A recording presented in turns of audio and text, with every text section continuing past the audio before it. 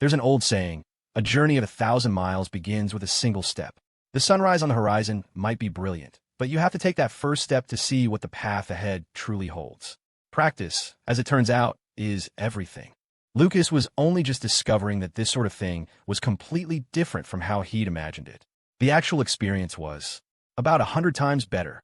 The visual stimulation, the raw thrill of it, you couldn't get that from watching 1,000 movies.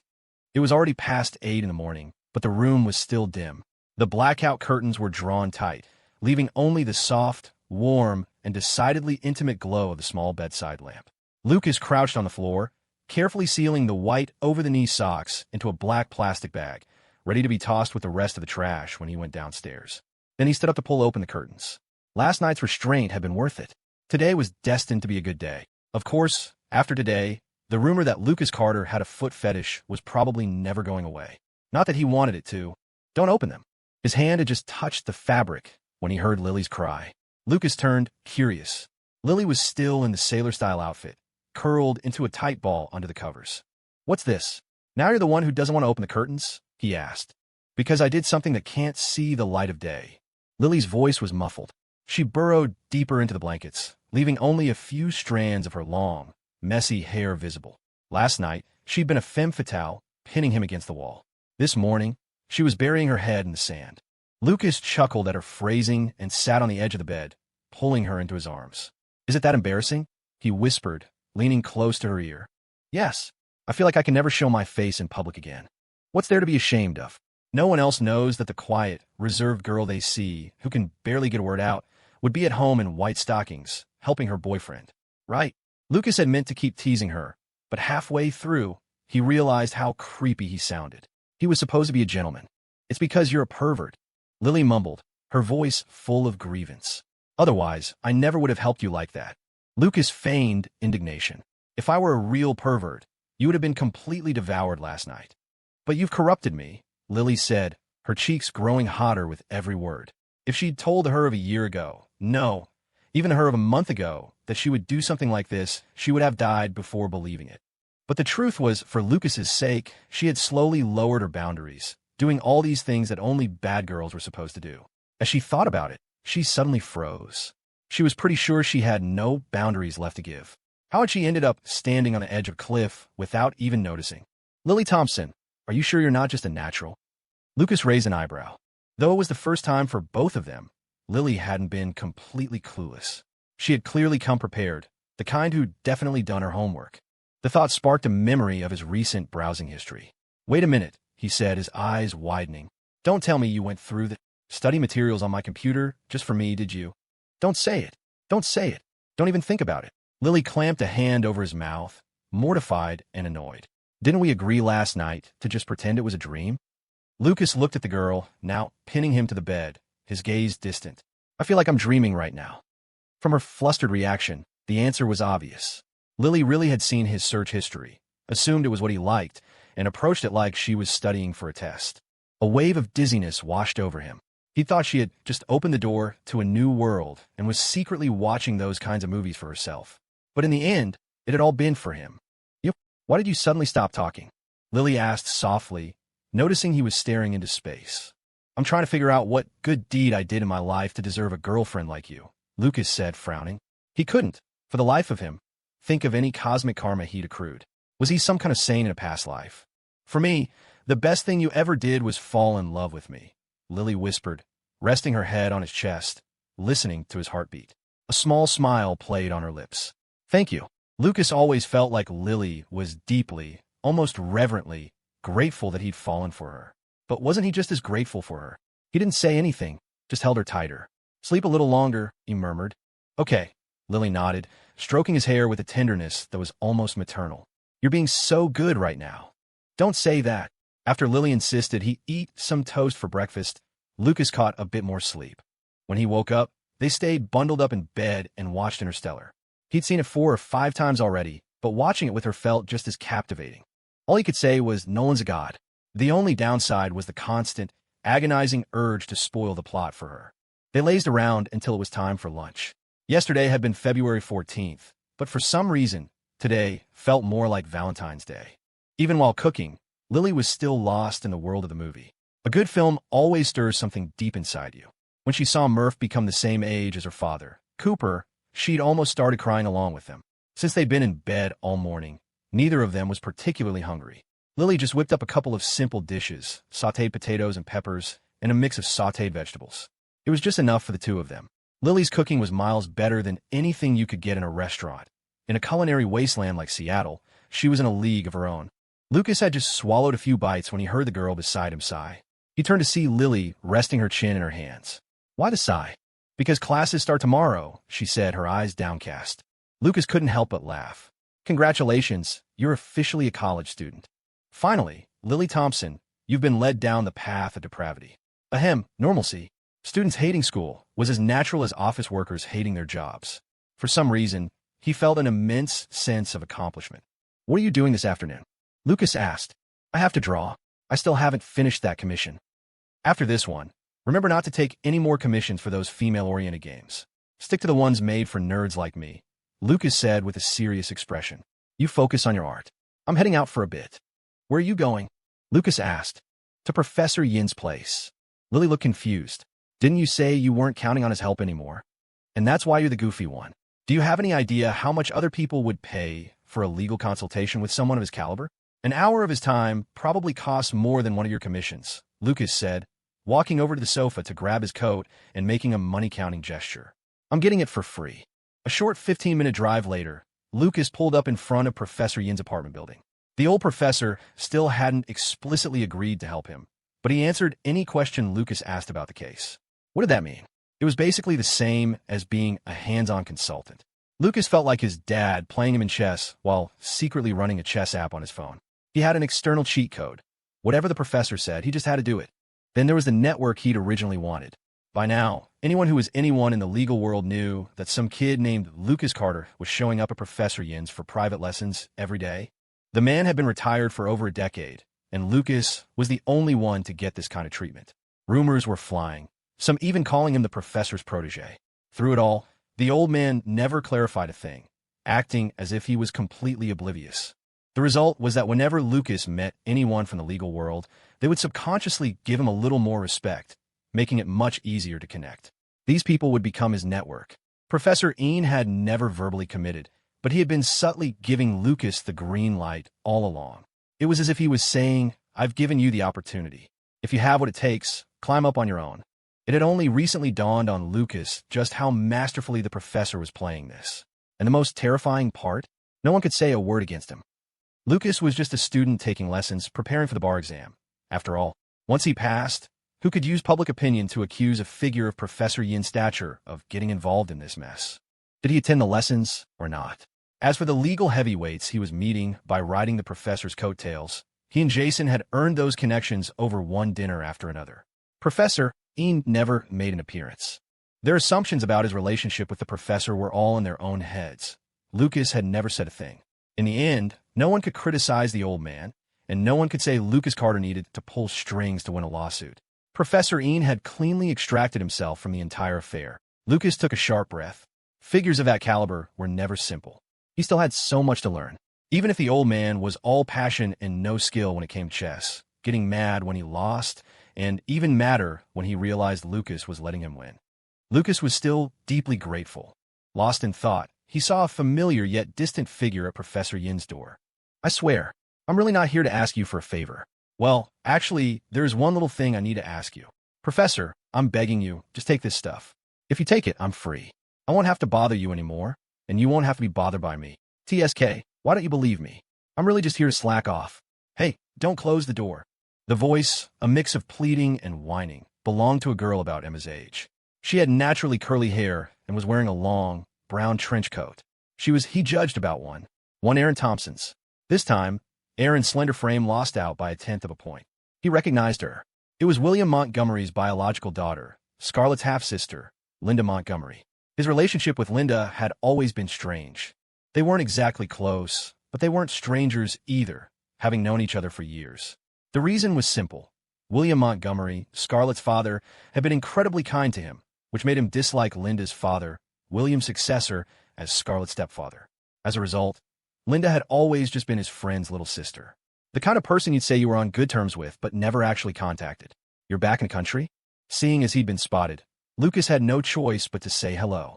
He'd heard from Leo that she was in town, but he figured it was better to feign ignorance.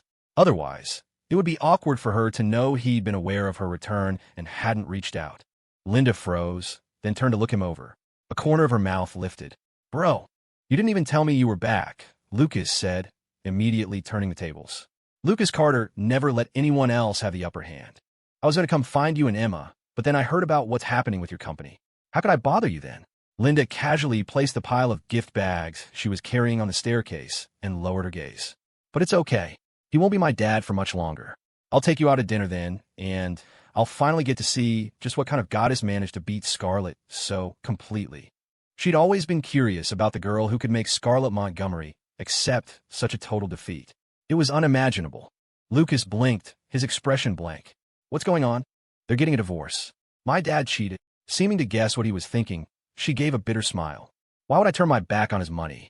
It's not like the old man will actually take my gifts anyway. I just come here, put on a show, and check the box. If I can't make any progress on his end, I'm indirectly helping you out.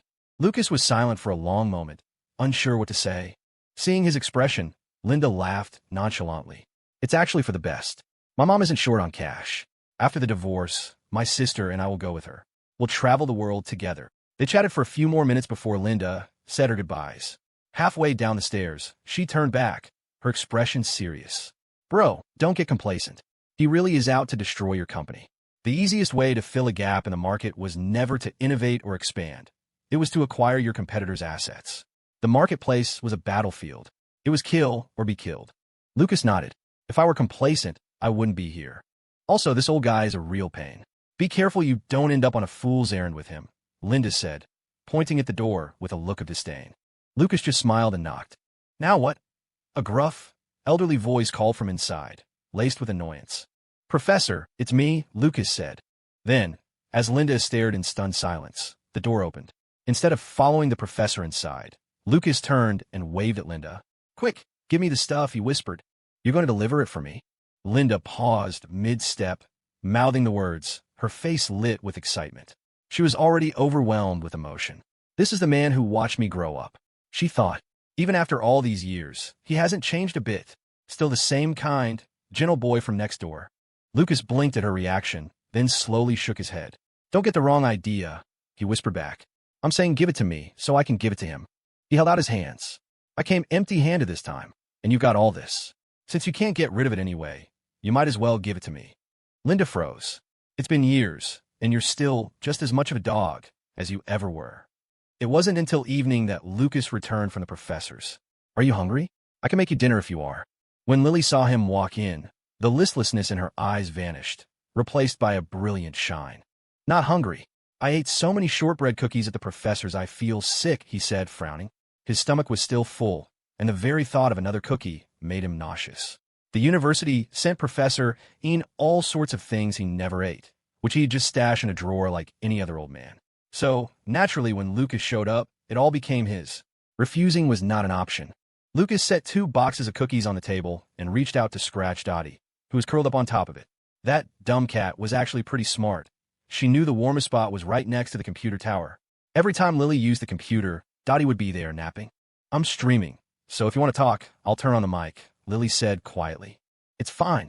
Lucas paused, then looked at her in shock. You're actually brave enough to stream by yourself? Lily looked insulted and puffed out her cheeks. I don't have a mic on.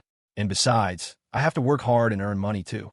Well, you're still not relaxing like I told you to, but streaming by yourself is progress, Lucas said, pulling a chair over from the dining table to sit beside her. As he settled in, he noticed she was, as usual, staring at the gray screen of death in League of Legends. Why are you playing this? Lucas glanced at the score. 9-6. It seemed she wasn't playing against bots. I was drawing for 2 hours and wanted a break, so I opened Plants vs. Zombies, Lily said with a pout. But my viewers said watching me play gave them a headache. Then Aaron called and asked me to play, so I joined her. Lucas couldn't even be bothered to scold Aaron for distracting the boss's girlfriend during work hours. His eyes were glued to the screen. He saw that Lily wasn't playing Malphite anymore, but a muumuu in the jungle. Why are you jungling? As a jungler, I can kill monsters for money. If I play in a lane, my teammates won't let me touch the monsters. Lucas's mouth twitched. Lily was going to break this game. He then watched her respawn and head straight for the brush in the top lane river, where she deliberately placed a control ward just outside of it. I'm waiting for him to come clear it. Then I'll kill him. Before Lucas could ask, Lily explained earnestly, a control ward costs 75 gold. His bounty is 300. When I kill him, I'll make a net profit of 225. The deadpan delivery sent a chill down Lucas's spine. To her, the enemy player was nothing more than 300 gold. No wonder she wasn't nervous playing against real people. Does any normal person clear a ward that's placed outside of the brush? He asked. They do, Lily said with absolute certainty. You sound very confident. Lily huffed proudly. Of course. I learned this trick because someone used it on me. Lucas was biting his lip to keep from laughing when the low-health enemy Mordekaiser actually walked over to clear the ward and was promptly chased down and killed by Lily's Amomo. She even had the presence of mind to wait for him to use his flash before she threw her bandage toss. Lucas wasn't laughing anymore. His jaw hung open. Oh no, she's figured out how to play in the low yellow trenches. Innovation. Mordekaiser is top lane your dad? Lillipad. Amomo no, top lane is my good friend. Add space for rent. Fiora Lily, you're a goddamn genius. Gank again, 2 more times and I can beat him. You've only been playing for a little while, and you're already carrying your top laner and calling each other dad. Must be tough, Lucas said, his face a perfect mask of horror and disbelief as he glanced at the stream's chat. Sure enough, the chat was making the same jokes. It was a shame she was too shy to talk on stream. She was wasting her talent drawing when she could make playing Plants vs. Zombies this entertaining. After the game, Lily triumphantly tied her hair into a ponytail, leaned over, and kissed him on the cheek. I'm going to make you dinner, she whispered. No, play another one. The kids love to watch. Lily. The night grew deeper. Lily finished her commission work before heading off to shower. By the time she came out, it was 11 o'clock. She was wearing a beige, rabbit-patterned cardigan pajama set. The collar revealed a sliver of her delicate, fair collarbone, still dotted with a few drops of water, making her look luminous. Her damp hair was swept to one side, and she was gently patting it dry with a towel. Let me blow-dry it for you, Lucas said, sitting up. She slowly shook her head. It's so late. Why sleep when you're alive? Lucas clearly had no intention of going to bed himself. Soon, the hum of the hairdryer filled the living room. Lucas lifted her hair strand by strand, carefully drying each one. It must be a pain to wash your hair every day, isn't it? He asked softly. Don't you like long hair? Lily's outstretched legs swung back and forth happily. I think this length is exactly what you like. Lucas looked her up and down. How did you know? Why do you think? Lily asked with a playful smile. Is it because I'm smart, or is it because I love you more? Silly Lucas. Now you have to admit one of them. Actually, it's mainly because I love you more. So however long your hair is, that's exactly how long I happen to like it. Lily huffed in protest, then muttered, I feel like I'm staying up later and later these days. Lily Thompson, I'm suing you for slander. That has nothing to do with me, Lucas said with a very serious expression. I've been a perfect gentleman at night these past few days. The girl blinked. Then her face, already flushed from the shower, turned a deeper shade of red. I wasn't implying that. She hadn't slandered him at all. This was clearly a case of a guilty conscience. She hadn't even been thinking along those lines. A long moment later, just as Lucas put down the hairdryer, he received a text from Professor Yin's housekeeper. What's wrong? Lily asked timidly, seeing his serious expression. The professor seems to have collapsed. He's alone right now. Lucas didn't even bother to change out of his pajamas, just threw on a coat and went to the door. Before he left, he turned back. You have class tomorrow morning. Go to bed early.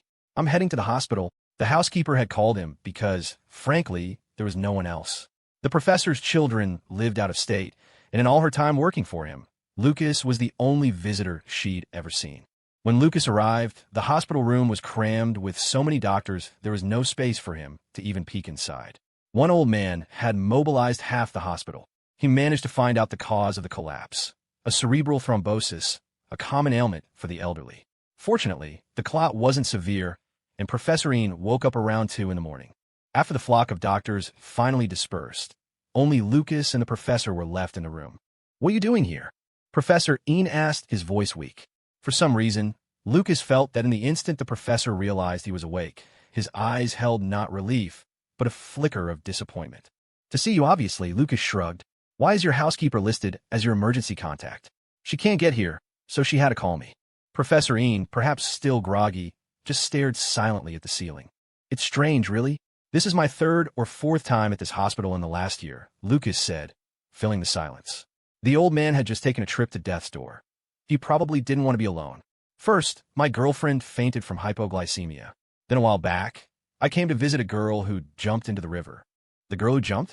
The one from the news, who jumped off the Riverside Bridge. Yeah, that was her. My friend and I were the ones who pulled her out.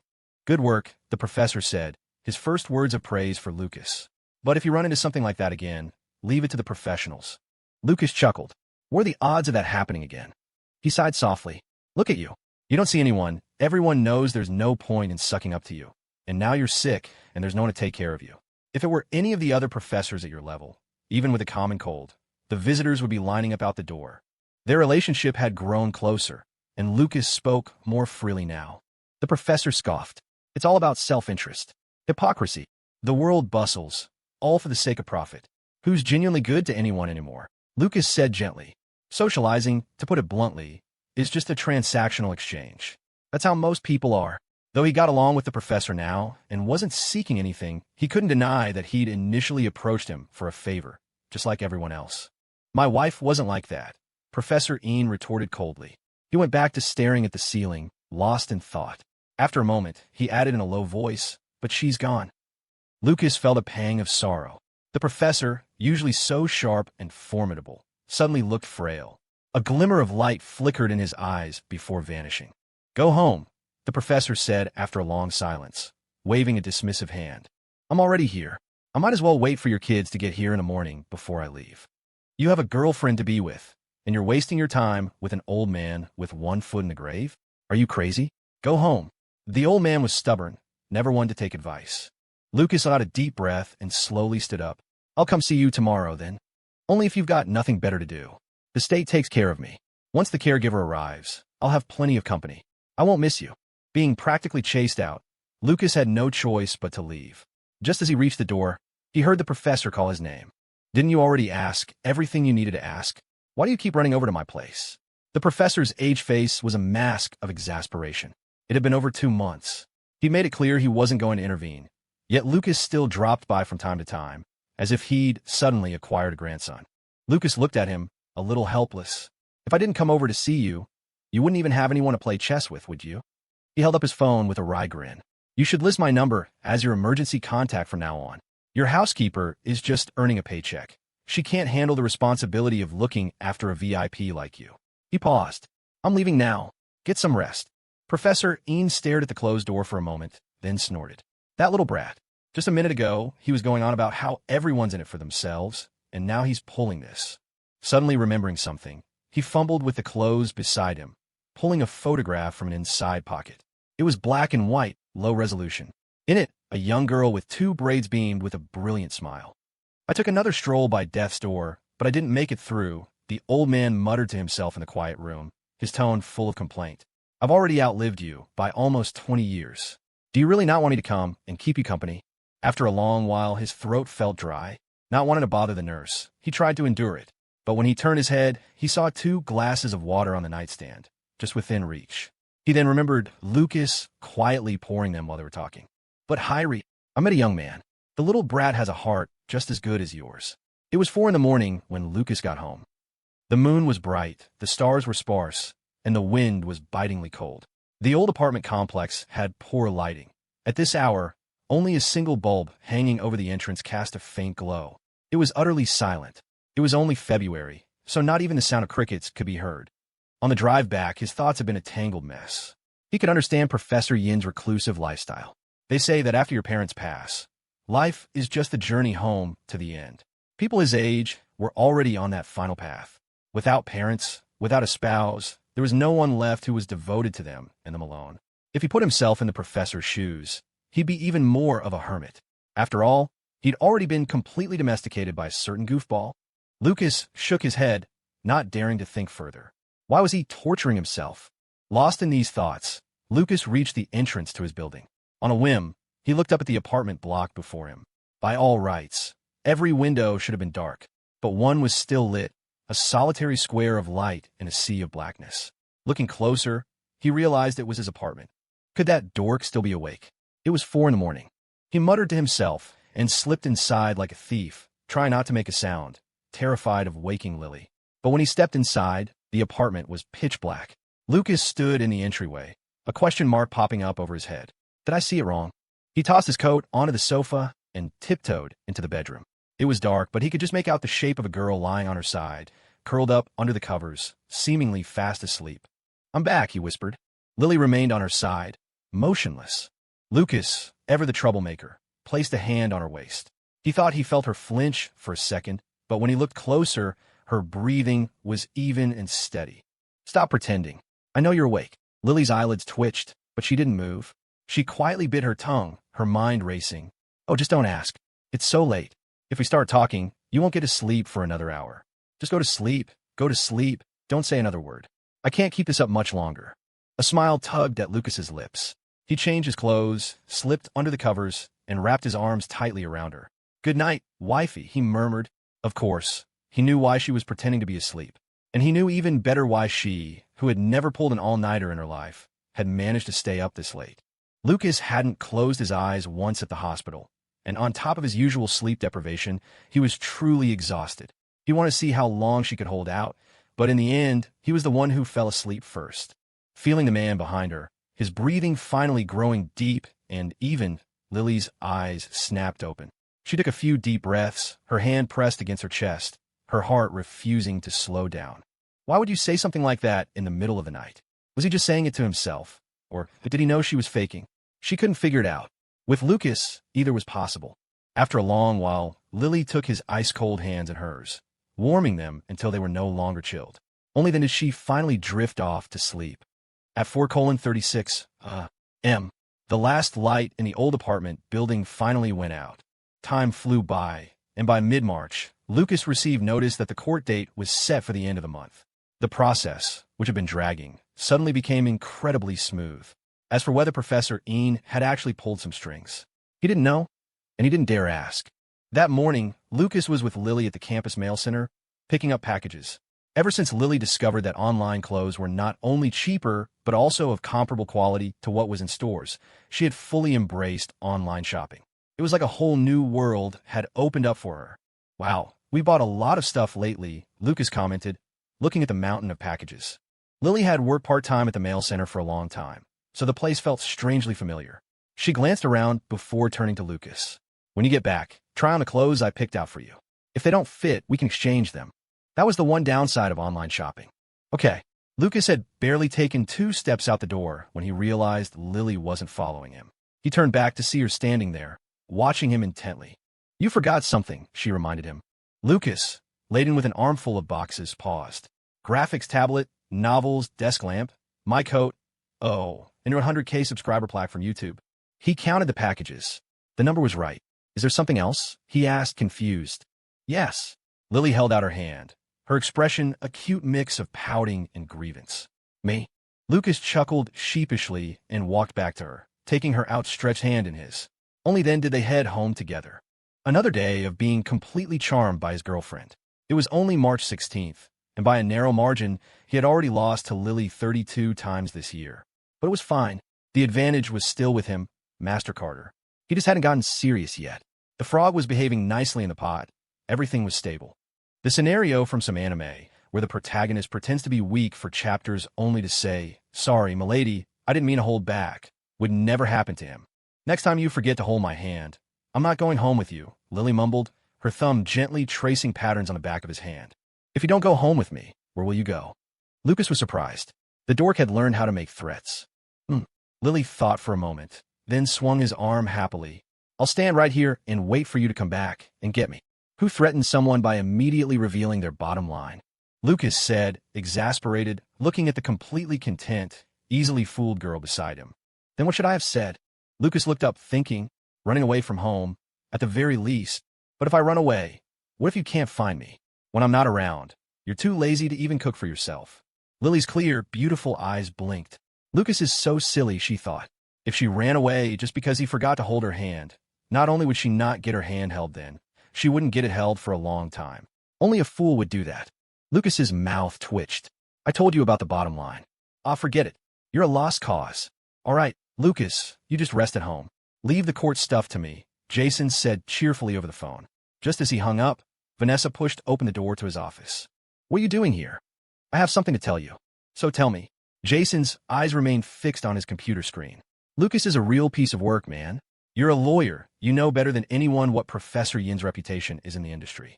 The old man hasn't come out of retirement in over a decade, and Lucas somehow managed to drag him out. A barely perceptible smile touched Vanessa's lips. She took a deep breath. Come sit over here first. Then I'll tell you. Jason pouted, but did as she asked, sitting in front of her. Why are you being so weird today? Vanessa's gaze was distant, her expression calm, but Jason noticed her lips were trembling. Her right hand was clenched tightly around the hem of her shirt, the blue veins stark against her pale skin. Take a deep breath first. Prepare yourself, she said, her focus returning to him.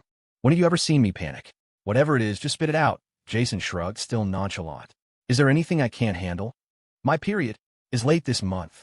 Your cycle is always irregular. Don't scare yourself. It's been over 2 weeks late. Haven't you noticed? The casual smile on Jason's face vanished. Seriously? He did a quick mental calculation. Holy crap, she was right. Vanessa didn't say anything, just silently pulled a pregnancy test from her pocket. 2 lines were clearly visible, one dark, one faint. And she wasn't done. She placed a second one on the desk, then a third. Clearly, she had taken the test multiple times in disbelief before coming to him. You know, I used a condom. Jason shot to his feet. Then, remembering he was at the office, lowered his voice. This is impossible. Vanessa seemed to get even angrier at his words. She said nothing, just glared at him, her eyes welling up, her breathing growing ragged. Jason read the accusation in her eyes, and his expression slowly hardened. Holy crap, don't tell me I grabbed the wrong one. But there were so many in that box. How the hell did I manage to grab the one I just poked a hole in? Who gets pregnant on the first try? He muttered, not even sure who he was complaining to. Does any of that matter? Vanessa asked, her eyes full of tears. He fell silent, his gaze shifting to her flat stomach. He froze, as if turned to stone. A long silence descended upon the office. They could hear each other's breathing, but neither knew what the other was thinking. You need to come with me to the hospital to get rid of the... Vanessa started, but the words caught in her throat. She opened and closed her mouth several times, but the word baby wouldn't come out. She felt that if she said it, she'd never be able to go through with it. Almost instinctively, her hand went to her stomach. This was her child, a child who could grow up and call her mom. But it seemed she wouldn't get the chance to see this child grow up. She wouldn't even know if it was a boy or a girl. At that thought, the composure Vanessa had maintained for so long finally crumbled. Tears welled in her reddened eyes, threatening to spill over. Come with me to the hospital to get an abortion, she said again, biting her lip, forcing back the tears. Why? Jason asked, his eyes glazed over, clearly still in shock. What other choice do we have? She cried, her voice growing hysterical. You don't even remember my cycle. For the past 2 weeks, I've been on edge every single day, praying for it to come. We lived together, and you didn't even notice I was late. Your mind isn't even fully on me. How much will be left for a child? How can we have this baby? After her outburst, Jason just sat there silently, as if he hadn't heard a word. This made Vanessa feel even more wronged. She raised her hand to hit his shoulder, but it hovered in the air for a long moment before she finally let it drop. She turned away from him. A moment later, a loud thud startled her. She turned back to see Jason's cigarettes and lighter lying in the trash can. Vanessa stared, confused. Before she could react, Jason was on one knee in front of her, gently wiping the tears from her cheeks. Don't cry. Shh. My girlfriend doesn't cry when she's upset. She hits. When did you become such a crybaby? I can't bear to do it. His comfort only made her cry harder. She threw her arms around him, sobbing, repeating over and over, I really can't bear it. Jason was silent for a long time. Seeing her like this, his own eyes grew red. Let's get married, he said. Hurry, open it, Lucas urged as soon as they got home, pointing at the package from YouTube. Lily hung up their coats and walked over to him. You seem really excited, she said, taking the package from him, a little bewildered. He seemed more thrilled than she was. Of course I'm excited. 100,000 subscribers. Do you know what that means? Lily slowly shook her head. What does it mean? It means 100,000 subscribers. Lucas gestured wildly with his hands, unable to find the right words. Anyway, it's a huge deal. Not many people can do it. From now on, you can make good money just from sponsored posts on your community tab. A major creator with 100K subs was his girlfriend. The thought was exhilarating. He used to see people on YouTube with that silver plaque and feel a sense of awe, like they were on another level. Now that Lily had one, That mystique was gone. What did a big following matter? No matter how many people watched her, she was still the one who would pout and demand hugs and hand-holding, who would stand in place and complain that he'd left her behind. Come to think of it, that made it even more exciting. Don't you make way more money than someone with 100,000 subscribers? Lily pouted, looking a little dejected. That's different. The money I make is just money. This is influence. If I ever bully you, your fans could drown me in angry comments. Lucas took the plaque from her, a wide grin spreading across his face. My girlfriend is amazing. At his praise, Lily's face lit up, as if the accomplishment itself meant nothing compared to a single compliment from him. She launched herself into his arms, holding him tight. You're the amazing one, she whispered. It had only been a year since she'd met him, but she had become someone she never would have dared to dream of being. From struggling to support her mother to becoming the true pillar of her family. She knew exactly how she had gotten here, step by step. Without ever demanding anything of her, Lucas had helped her become the person she wanted to be. Of course, he was the amazing one. She pushed herself up and pressed her lips to his, holding the kiss for a long moment before pulling away. My love, thank you. Really? Lucas knew what she meant, but he couldn't resist a teasing smile. Is this how the great Lillipad, with her 100,000 subscribers, expresses her gratitude? Is my entire life not enough of a thank you gift? How many times a day are you going to try to one-up me? The next day at the office, Lucas pushed open Jason's door to find him leaning back in his chair, feet propped up on the desk, an impassive expression on his face. Sticking out of his mouth was a lollipop. What are you doing? Lucas blinked. Aren't you a little old for that? Quitting smoking. I've got a cola-flavored one here, want it? Jason offered him one, remembering Lucas's love for Coke. Quitting smoking? Lucas snorted, not even bothering to ask why. If you manage to quit, your dad will wash his hair while doing a handstand. The probability of Jason quitting through sheer willpower was about the same as the ever-cautious, still blushing Lily suddenly turning the tables and pinning him down. It was impossible. It wasn't in his nature. Character determines fate because it dictates every action a person takes. Some people are just incapable of certain things. The more Lucas thought about it, the more apt his analogy seemed. Hey, you bastard. Who are you looking down on? Jason glared at him. Do you know how many times you've said you're quitting since we met? Lucas pulled out his phone. If you don't believe me, I can call our two boys right now. Damn it, they still owe me a barbecue dinner from a bet we made sophomore year about you quitting. From freshman year until now, Lucas had lost count of how many times he'd heard Jason's declarations in their dorm room, each one filled with fiery resolve. He'd made all sorts of ridiculous vows.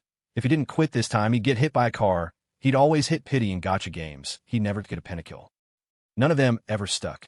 There was one time he lasted for a while, maybe 2 or 3 weeks. The guys in the dorm thought he'd finally done it.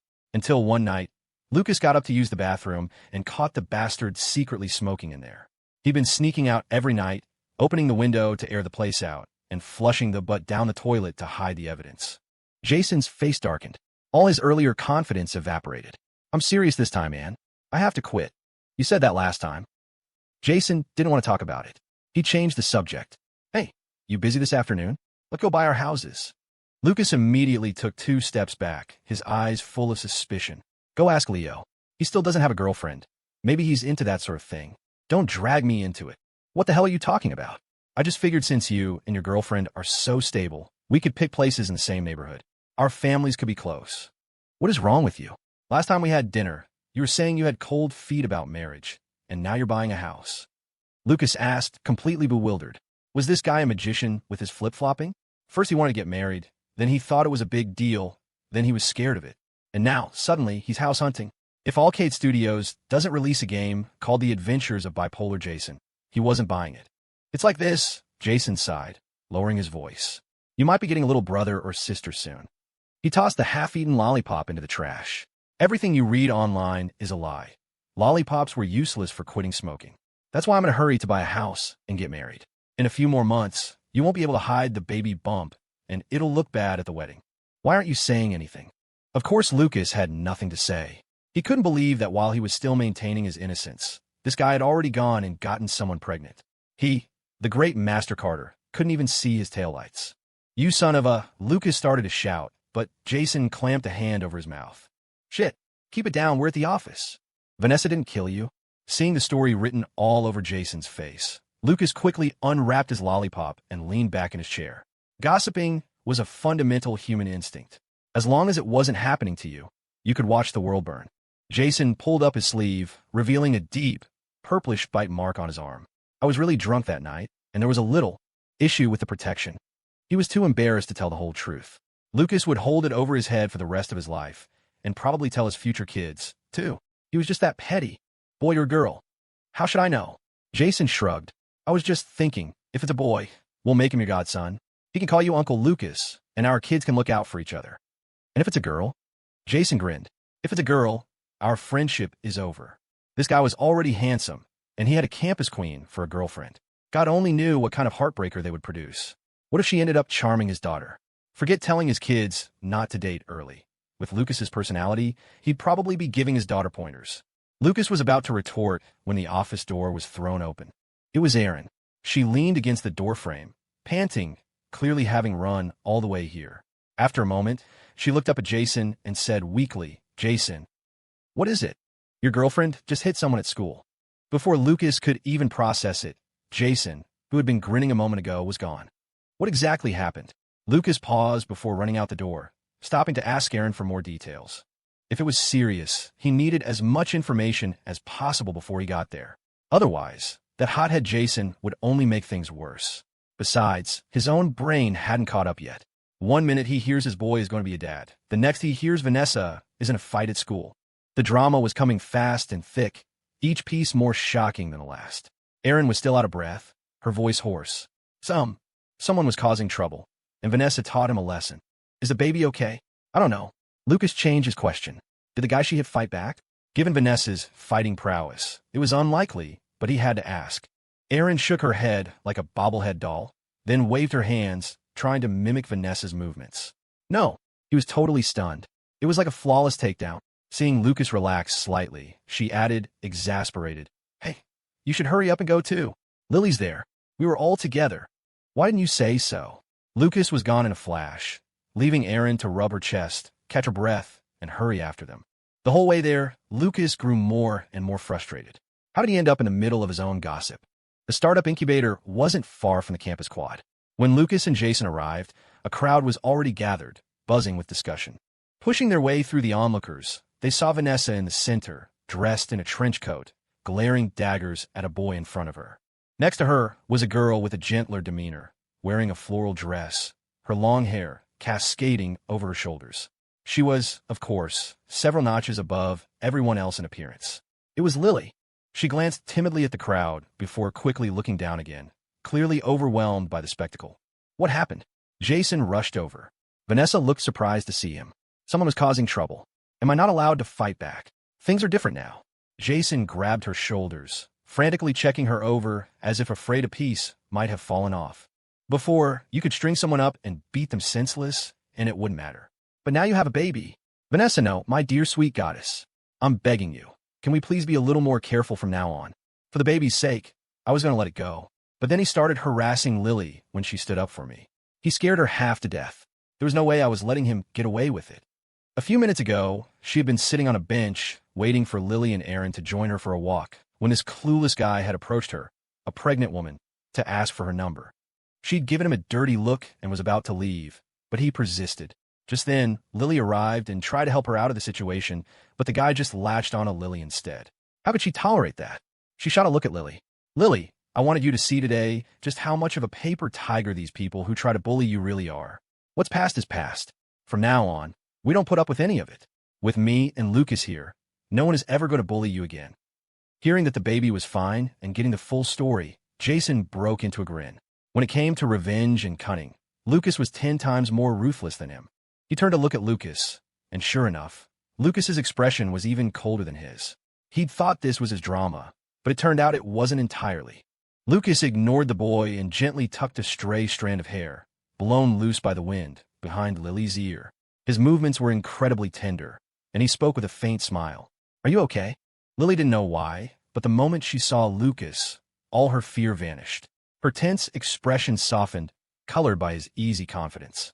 She looked into his eyes, as gentle as a spring breeze, and felt as if every word and gesture was telling her one thing. Don't worry. I can handle this. I'm fine, she said, but still pressed closer to his side. Did Vanessa get into trouble? She whispered. It should be fine. Lucas took her hand and calmly assessed the situation. Fights in school were common enough. While rarer in college, they still happened. As long as no one was seriously hurt, the worst that would happen was the academic advisor stepping in to mediate, ending with a handshake. Whose fault is it? After a moment's thought, he turned to the hands-on-hips Vanessa. Vanessa turned. I didn't do anything.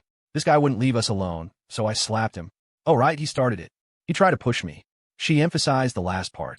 The boy, still dazed from the slap, put his bent glasses back on and shouted, "What kind of slap do you deliver with your leg?" "My hand hurt, okay? What? Is there a rule against using your feet?" Jason had been finding this amusing, thinking Lucas was overreacting with his serious expression. That is, until he saw several police officers walking towards them. Who the hell called the cops? Jason roared, scanning the crowd.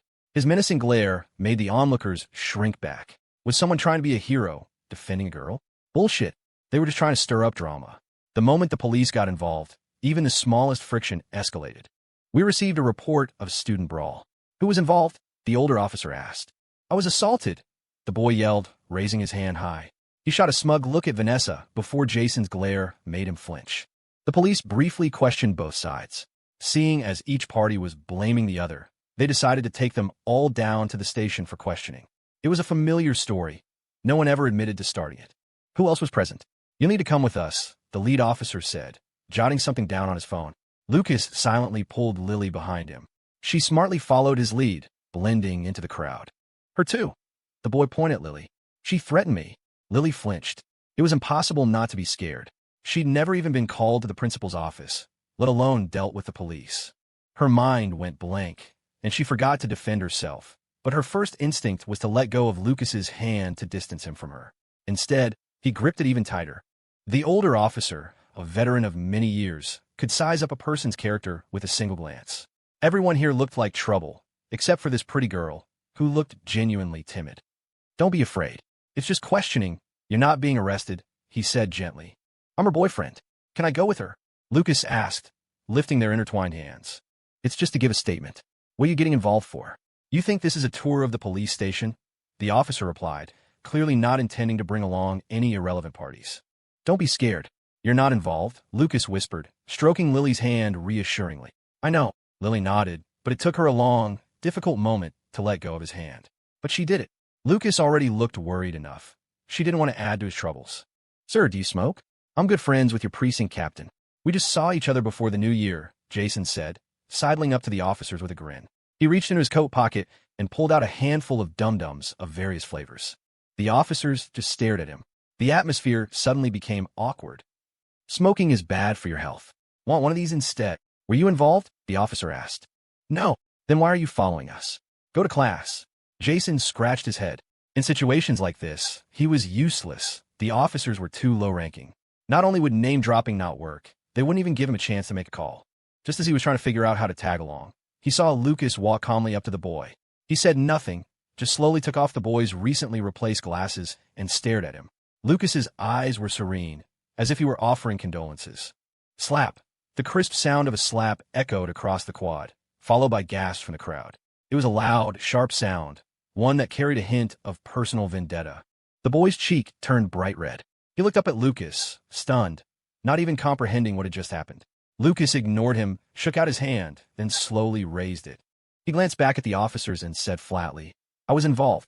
Lucas caught Lily's dumbfounded expression and gave her a small, reassuring smile. The boy, snapping out of his daze, saw the crowd laughing and recording on their phones. A surge of rage boiled up inside him. If he didn't fight back now, he'd be the laughingstock of the university for the next 3 years. Seeing Lucas's completely unbothered expression only fueled his anger. He drew back his fist and swung. The punch was easily blocked by Lucas's forearm. In return, a swift kick sent the boy stumbling backward. Lucas triumphantly rubbed his slightly numb arm and calmly waited for the police to restrain him. He hadn't seen the whole incident, so he wasn't sure how clear the boy's intent to push Vanessa was. But whether it counted as mutual combat before or not, it definitely did now. As the police pulled him aside, Lucas didn't resist. He had no intention of actually beating the guy senseless in front of the cops. He just said flatly, he definitely just fractured my arm with that punch. My arm really hurts. The officer ignored his laughably bad acting and led him towards the campus gate. As he walked, Lucas made sure to look around, hoping he was in frame.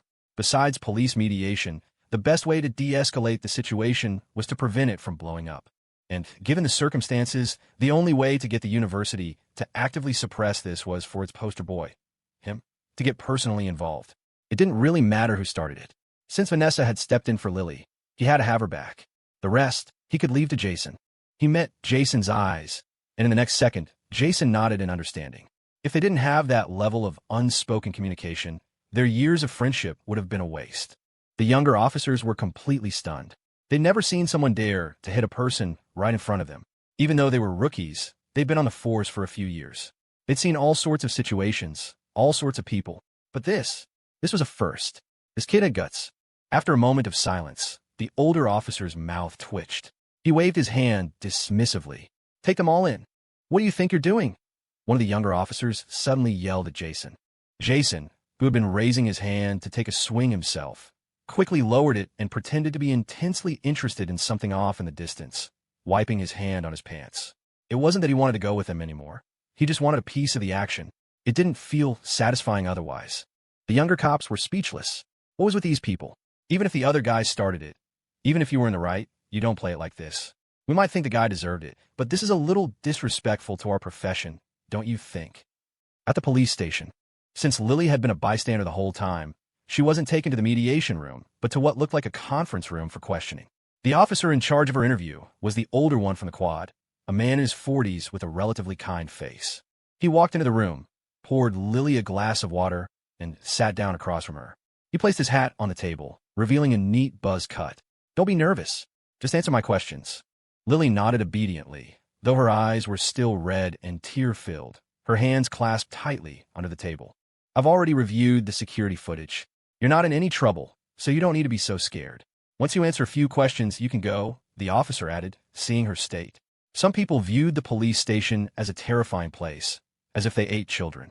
This girl had been on the verge of tears ever since she'd arrived. "Officer, where's Lucas?" Lily looked up, her voice thick with tears. This was what she had been afraid of the whole time. She hadn't even had a chance to worry about herself. "Who's Lucas?" "My boyfriend. I wasn't the one who checked their IDs, so I don't know the names," the officer said, a little helpless. "But your boyfriend is the one who threw the last punch, right?" Of everyone in the mediation room, that kid was the least intimidated. If he wasn't needed for questioning here, he would have run a background check on him. Lily managed a barely audible hum. It was only because the room was so quiet that the officer could hear her trembling voice. "The ones involved are in the mediation room, not far from here." The girl bit her lip, then summoned her courage to ask, "What's going to happen to them?" According to the footage, all three of them were involved. It depends on the outcome. If they agree to mediate, everyone's happy. If someone refuses, they'll all spend a few days in a holding cell to cool off. The officer paused. "Even though your boyfriend was standing up for you, it's still assault.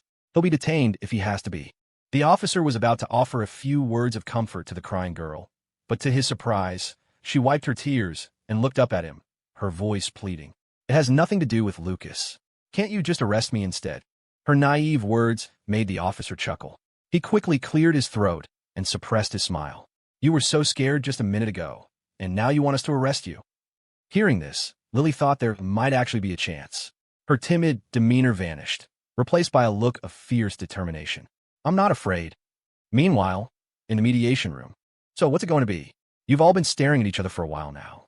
Are you going to mediate or not?" a young officer asked gruffly. The boy slammed his hand on the table, pointing at his still red cheek. "Unless these two apologize, I will not accept a settlement." "Officer, look what he did to me. He tried to push my friend first. The quad has cameras. If he doesn't want to settle, then we can all go to a holding cell," Lucas said calmly. He pointed to Vanessa. "My friend is pregnant. The nature of him pushing her is far more serious than a simple brawl, isn't it?" The boy was so shocked he nearly fell out of his chair. "I didn't know that," he yelled. Vanessa, who had been silent until now, snorted. "I told you. You were asking a pregnant woman for her number. If we settle, this is over. Otherwise, Vanessa and I get detained for a few days for fighting, and your case gets reevaluated as intentional injury," Lucas continued, fanning the flames and sending a disdainful look at the boy. "Get this straight. The one who should be begging for a settlement right now isn't us. It's you. You said everything." "What's left for us to say?" the younger officer muttered, rubbing his forehead. "I'm studying law." "Vanessa, I don't mind a few days in a cell. What about you?" Vanessa smirked. "I don't mind either. She knew she wouldn't even make it to a cell. Jason wasn't just sitting around doing nothing. Lucas nodded and turned back to the boy. Either you go back to the quad and apologize to her and my girlfriend in public, or we go to a cell and you go to court. His gaze was chillingly cold, so much so that even Vanessa shifted away slightly. The choices are on the table. Pick one. The boy was silent for a long time. He instinctively reached up to adjust his glasses, only to remember they had fallen off on the quad. He awkwardly scratched his nose instead. You seemed pretty capable when you were harassing two girls, Lucas said, slamming his hand on the table again. The sound echoed through the quiet room. Speak. The boy jumped, startled that Lucas would dare to raise his voice in the mediation room. Vanessa, sitting beside him, was just as surprised. She'd known Lucas for over 3 years and had never seen the normally gentle and composed young man look like this. Messing with Lily was clearly a far more serious offense than messing with him. This is a police station, the officer snapped, signaling for Lucas to be quiet. He'd seen plenty of near brawls in the mediation room over the years, but this was a new one. Usually it was a mix of good cop, bad cop, and a lot of patient coaxing. Now, one of the parties was handling the mediation themselves. He turned to the boy sitting on his other side. They've both agreed to mediate. We're just waiting for you. I know, the boy mumbled reluctantly after another long pause. An apology versus a court date. He knew which was the lesser of two evils. Just as things were settling, the door to the room creaked open. It was the older officer. He scanned the room, then closed the door and sat down next to the younger cop. Sir, once my girlfriend is done with her questioning, could you please let her leave as soon as possible? She's very timid, Lucas said immediately, as soon as their eyes met. She's never even been called to the teacher's office for not doing her homework. Please don't make her stay here. The officer seemed surprised that this was the first thing Lucas would say. He paused for a moment, then said softly, Your girlfriend is waiting for you. He looked Lucas up and down again. Well, I'll be. These two are both putting each other first. That girl in the other room, as scared as she was, kept asking about her boyfriend. And this kid, despite being a sly troublemaker, his first words were about his girlfriend. As a police officer, he strongly disapproved of this kind of behavior. But as a regular citizen with a daughter of his own, he couldn't help but think the kid had done all right. A true romantic. With that thought, he turned to the younger officer. How's the mediation going? I could take over if you need. They handled it themselves. The younger officer mumbled, looking dazed. The older officer just waved his hand. Then everyone can go home. No more fooling around. A student's job is to study. What's all this about fighting? Just as Lucas was about to leave, the officer called him back. Is there something else? He asked, curious. The officer clapped him firmly on the shoulder. Be good to your girlfriend from now on. Don't make her worry so much, you hear me? That girl really, really loves you. Lucas was confused, but nodded numbly. I will. But why are you suddenly saying this? You said it yourself. Your girlfriend is timid, a bad liar, and has never been in trouble with a teacher in her life. But a moment ago, she took all the blame. She looked me right in the eye and lied, saying she was the one who told you to do it, that it had nothing to do with you. The officer let out a long sigh, his voice growing more serious. That girl doesn't understand the law, but that just proves she's willing to go to jail for you. I understand. Thank you, sir. Lucas was silent for a long moment. As he stepped outside, Lily was just coming out of the room next door. Her eyes were red and swollen, but the moment she saw him, the dullness in her gaze flickered and was replaced by a brilliant light. Even when she cried, she was beautiful. Her trembling lips were heart-wrenching, and the red rims of her eyes, like a touch of makeup, made her pure, delicate face look almost bewitching. Lucas smiled, about to say something, but Lily suddenly threw herself into his arms, her hands clutching his shirt, holding him tight. He was momentarily stunned, then simply wrapped his arms around her, gently patting her back. By the time the group returned to campus, it was nearly evening. It was March, and the weather was beginning to warm up. The quad was filled with people out for an evening stroll. Lucas and Jason stood at a distance, watching as the boy, surrounded by a crowd of onlookers, bowed and apologized to Lily and Vanessa. You're ruthless, man, making him apologize in public. That poor bastard is socially dead now. If that were me, I'd be a flight out of here tomorrow. There's no coming back from that, Jason said with a smirk, draping an arm over Lucas's shoulder. Lucas shook his head. This is mainly for everyone else to see. What do you mean? This guy gets beaten up by me in front of all these people, and in the end, he's the one who comes back to apologize. From now on, anyone who thinks about messing with Vanessa or Lily will have to think twice. What about the videos they took? Should I do something about them? It doesn't matter. The university will handle it. The administration is more scared of me getting a stain on my reputation than I am. Lucas knew from the start that if the boy had any so-called guts and refused to settle, the university would have stepped in to mediate. His company's future, and by extension, the careers of several administrators, were tied to him.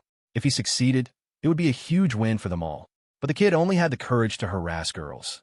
He'd cave long before Lucas had to play his trump card. Jason's mouth hung open. He couldn't believe his connections had been useless, or that Lucas had thought through all the contingencies before he even threw that punch. It seemed even Jason's own connections were one of Lucas's contingencies. This guy looked harmless on the surface, but he never, ever took a loss. Damn it, what a devious bastard. How can you be so manipulative? Jason finally exclaimed after a long pause. As the sun dipped below the horizon, Vanessa and Lily walked over. I'm not taking any chances. I'm taking her to the hospital for a checkup, Jason said, popping a lollipop into his mouth. He waved at Lucas. Later, before Lucas could reply, his ears, red from the cold, were suddenly covered by a pair of soft hands. Does your arm still hurt? Lily asked softly. It stopped hurting the moment it happened. Lucas leaned down, his lips close to her ear, and grinned. Next time something like this happens, you should just run into him. I don't think I'd even need to do anything. Lily shook her head, her gaze firm. I don't want to have physical contact with anyone else. My head, it only wants to run into you. Lily Thompson, please do not consider head-butting a form of flirtation, Lucas said gravely. That would be a little too weird. But you seem to enjoy it. Lily turned her head, her long, beautiful lashes fluttering as she stared intently at something to the side. Lucas followed her gaze. The quad was filled with couples holding hands, strolling in the twilight. They walked with faint smiles, side by side, from one pool of light to the next, under one lamppost, and then another, walking in circles in the cold, seeing the same scenery over and over again. It was childish. People in love were clearly fools. But if Lily wanted to take a walk, he could be childish for a little while. It wasn't that Master Carter wanted to do such things, of course. It was merely another technique for keeping the frog in the pot. Lucas smiled and held out his hand. Want to take a walk? Lily's eyes widened for a second, then curved into crescents as she placed her hand in his. Okay. They walked side by side on the track. The sun was just a sliver on the horizon, setting the clouds ablaze. Lucas held Lily's hand, strolling at a leisurely pace. Their shadows followed behind them. Their hands also joined. We haven't walked around campus together in a long time, Lily said softly, looking around. Really? Lucas was surprised. The girl hummed in agreement, squeezing his hand tighter, simply enjoying the peaceful atmosphere. Lucas tilted his head back, thinking she was right. Ever since they'd moved in together, he always went straight home from the office, rarely setting foot on campus. Most days, Lily would be waiting for him on the sofa. The moment he opened the door, he'd see her put down her book and smile at him. That's when he first understood what it felt like to have someone waiting for you at home. No matter how late he got back, there would always be a light on in that building, just for him. It really had been a long time since they'd wandered around campus, even though he used to trick her into meeting him at the gazebo all the time. That's my bad. I've been neglectful, Lucas admitted honestly, not trying to make excuses. I wasn't saying it to blame you. Lily squinted, rubbing her cheek against his shoulder contentedly. I just wanted to say that I'm so happy walking with you. Lucas grinned. You're so easy to please. Is that a bad thing? I feel like I'm happy every single day, Lily said earnestly. Even a simple life like this was a luxury she couldn't have imagined before. For once, Lucas couldn't argue. The dork had figured out the meaning of life. The things Lily wanted were so simple that just being with him every day was enough. Buying her a few cream puffs on the way home could make her giddy with joy. And so, she was happy every day. This was the first chance they'd had to really talk, and they both had a million things to say. A cool evening breeze blew past, sending the girl's waist-length hair fluttering. Lucas looked at her profile. I'm curious. How did you get Vanessa out of that situation earlier? It seemed so out of character for her. Right now, she could barely even look up while walking on the quad without clinging to him. I just copied what you did when you helped me out that one time. I said her future father-in-law is the chief of police, that she's a really good fighter, and that she has a bad temper, so he shouldn't mess with her, Lily mumbled. Even though Lucas had said his arm didn't hurt, she was still gently kneading it. I was going to give him an easy out like you taught me, but he didn't believe me. I guess he finally believed me after Vanessa hit him. Lucas raised an eyebrow, impressed. You're pretty smart, but with how timid you are, I thought you'd be hiding behind Vanessa. What made you suddenly decide to step in for her? I just thought, if you were there, that's what you would have done. Of all the things to learn from me. Your boyfriend has so many good qualities. Why don't you learn any of those? Lucas gently pinched her cheek, which was as soft as jello. Lily just let him, squeezing her eyes shut on that side, looking unbearably cute. Her only protest was a series of quick, indignant breaths. The moment he let go, Lily's mouth fell slightly open. She blinked at him. You have other qualities worth learning? There are people around. I'll deal with you when we get home. This dork had really changed over the past year. She could even tease him now, dropping sarcastic comments from time to time. He wondered who she'd picked that up from. It must have been Aaron. It had nothing to do with the ever-righteous Lucas Carter. He'd have to find a reason to dock her pay. Crime. Corrupting the boss's girlfriend. New, Lily said with a sweet smile, which then slowly faded. She swung his arm. When you're together for a long time, you start to become more like each other. Then I'm doomed. Lucas took a deep breath of the cool air and let it out. Does that mean I'm going to get dumber? The theory seemed to hold water. Many people, including his own parents, had said as much. The thought sent a chill down his spine. No wonder he, the master of the long game, had been losing so often lately. He was being assimilated by the dork. She must have dragged him down to her level of foolishness and then defeated him with her vast experience in being a fool. The evidence was clear. It wasn't that his frog-boiling skills were lacking. It was perfectly understandable that he'd lost by a few small margins. You win some, you lose some. You've already gotten dumber. Haven't you noticed? The girl asked with a smile. Lily knew perfectly well that Lucas was just putting on a brave face. If it weren't for his thick skin, who knew who would be blushing more each day? She might be too shy to talk to strangers, but when it came to flirting with Lucas, no one knew how to flirt with her boyfriend better than she did. Then you've just gotten meaner, Lucas retorted. I have not. I'm a good person. Good people don't have to go around saying they're good people. I am too. The girl squeezed his hand tighter. It's because I've done so many good things my whole life that heaven let me meet you. Lucas was about to fire back a sarcastic reply, but he stopped short when he saw the unwavering conviction in her eyes. This dork actually truly believed that meeting him was the luckiest thing that had ever happened to her. You silly, superstitious dork. He poked her forehead. Lily puffed out her cheeks, then walked ahead of him, hand behind her back. She hopped a few times on a hopscotch court someone had drawn, then turned to face him. Are you jealous? Jealous of what? Lucas asked, confused. Your friend is already having a baby, but we're still. Lily's voice trailed off. She couldn't finish the sentence and turned her face away. Lucas watched her, amused. The tips of her ears, peeking out from her hair, were redder than the sunset. It's fine. I'm not in a hurry. He walked over and took her hand again. They should be jealous of me. This dork's train of thought was sometimes so bizarre. When they first got together, she felt guilty because she was too afraid to kiss him, thinking she was a bad girlfriend. It seems some things hadn't changed. I feel like everyone is always just nice to me for no reason, she mumbled. Lucas was a given. She often felt that her kindness to him didn't even measure up to a tenth of what he gave her. Then there was Aaron, Emma, his parents, and today Vanessa. Besides feeling moved, she also felt a sense of bewilderment, because just 1 year ago, she had never experienced any of this. Vanessa's words, Lily, no one gets to bully you, were still ringing in her ears. Lily Thompson, do you have a misunderstanding of the phrase for no reason? Every single person, without exception, is good to you because they've been moved by your kindness, Lucas said, cupping her cold cheeks in his hands. Remember this quad? The girl nodded. You played guitar for me here. How could she ever forget something that was destined to be a lifelong memory? It was the promise they'd made back then that had pushed her to work hard for an entire year. Lucas seemed to recall something and smiled faintly.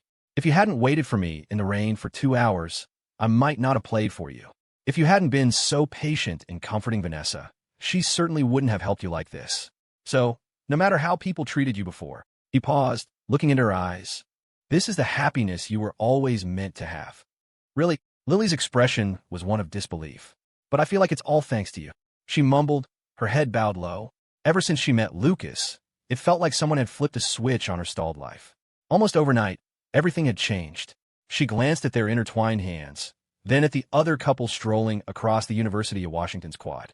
The sky had darkened completely, the twilight swallowing the campus, leaving only the hazy silhouettes of people in the distance.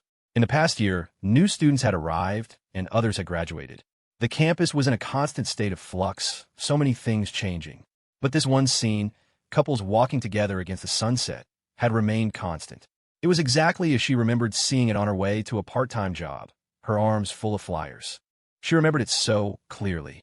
She had been in a rush, telling herself over and over that this world had nothing to do with her, that she didn't deserve to even think about it, that she had more important things to do. But even as she ran, she couldn't help but steal glances at the couples on the lawn. Back then, her eyes must have been filled with envy. She never could have imagined that a year later, she would be part of that picture. A year was such a short time. Things she thought had just happened were, upon reflection, already a year or two in the past. And in that short time, her world had been turned upside down. As a small smile played on her lips, Lucas's voice broke through her sweet reverie. Really all thanks to me? At most, I had a tiny little bit to do with it. Like this much.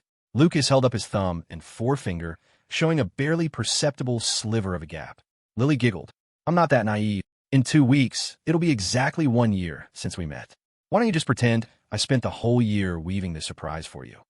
The goofball was getting smarter. Lucas decided there was no point in insisting it was all her own effort. He just raised an eyebrow at her. Do you like the gift? Lily glanced around, and seeing no one was looking, she summoned her courage, stood on her tiptoes, and kissed him on the cheek, making an exaggerated moi sound in his ear. Thank you. I love it. Lucas grinned, completely satisfied. Can I request a 1-year anniversary gift? Shouldn't that be for our 1-year dating anniversary? Celebrating the anniversary of when we met feels a little strange, she murmured softly. She might possibly, perhaps, have a gift ready for their dating anniversary. But a gift for the anniversary of when they met? She'd never even heard of such a thing. First, let me correct a little mistake. It's not the anniversary of when we met. It's the anniversary of when we were reunited. You can't even remember that, right? And after I gave you that toy when we were kids, my mom even grounded me for it. Ugh, I guess I'm the only one who's had to carry this burden all alone, Lucas said with an over-the-top sigh, fighting back a laugh. He was starting to enjoy talking like this, playing her own game against her and leaving her with no comeback. It was an incredibly satisfying feeling. Lily would never in a million years talk to him this way, so he might as well put the strategy to good use. In most cases, it was enough to make her brain short-circuit. It worked every time. I'm sorry. It just slipped out. Sure enough, Lily frantically waved her hands in apology, completely forgetting that Lucas was the one who had brought up the anniversary of when we met in the first place. And a simple sorry is supposed to fix it. Well, what do you want me to do about it? Lucas paused thoughtfully, then leaned in and whispered in her ear. How about you?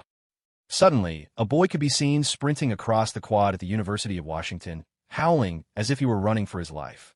Later that night, Lucas emerged from the shower, shivering as usual, and saw Lily resting her chin on one hand, her eyes glued to the computer screen.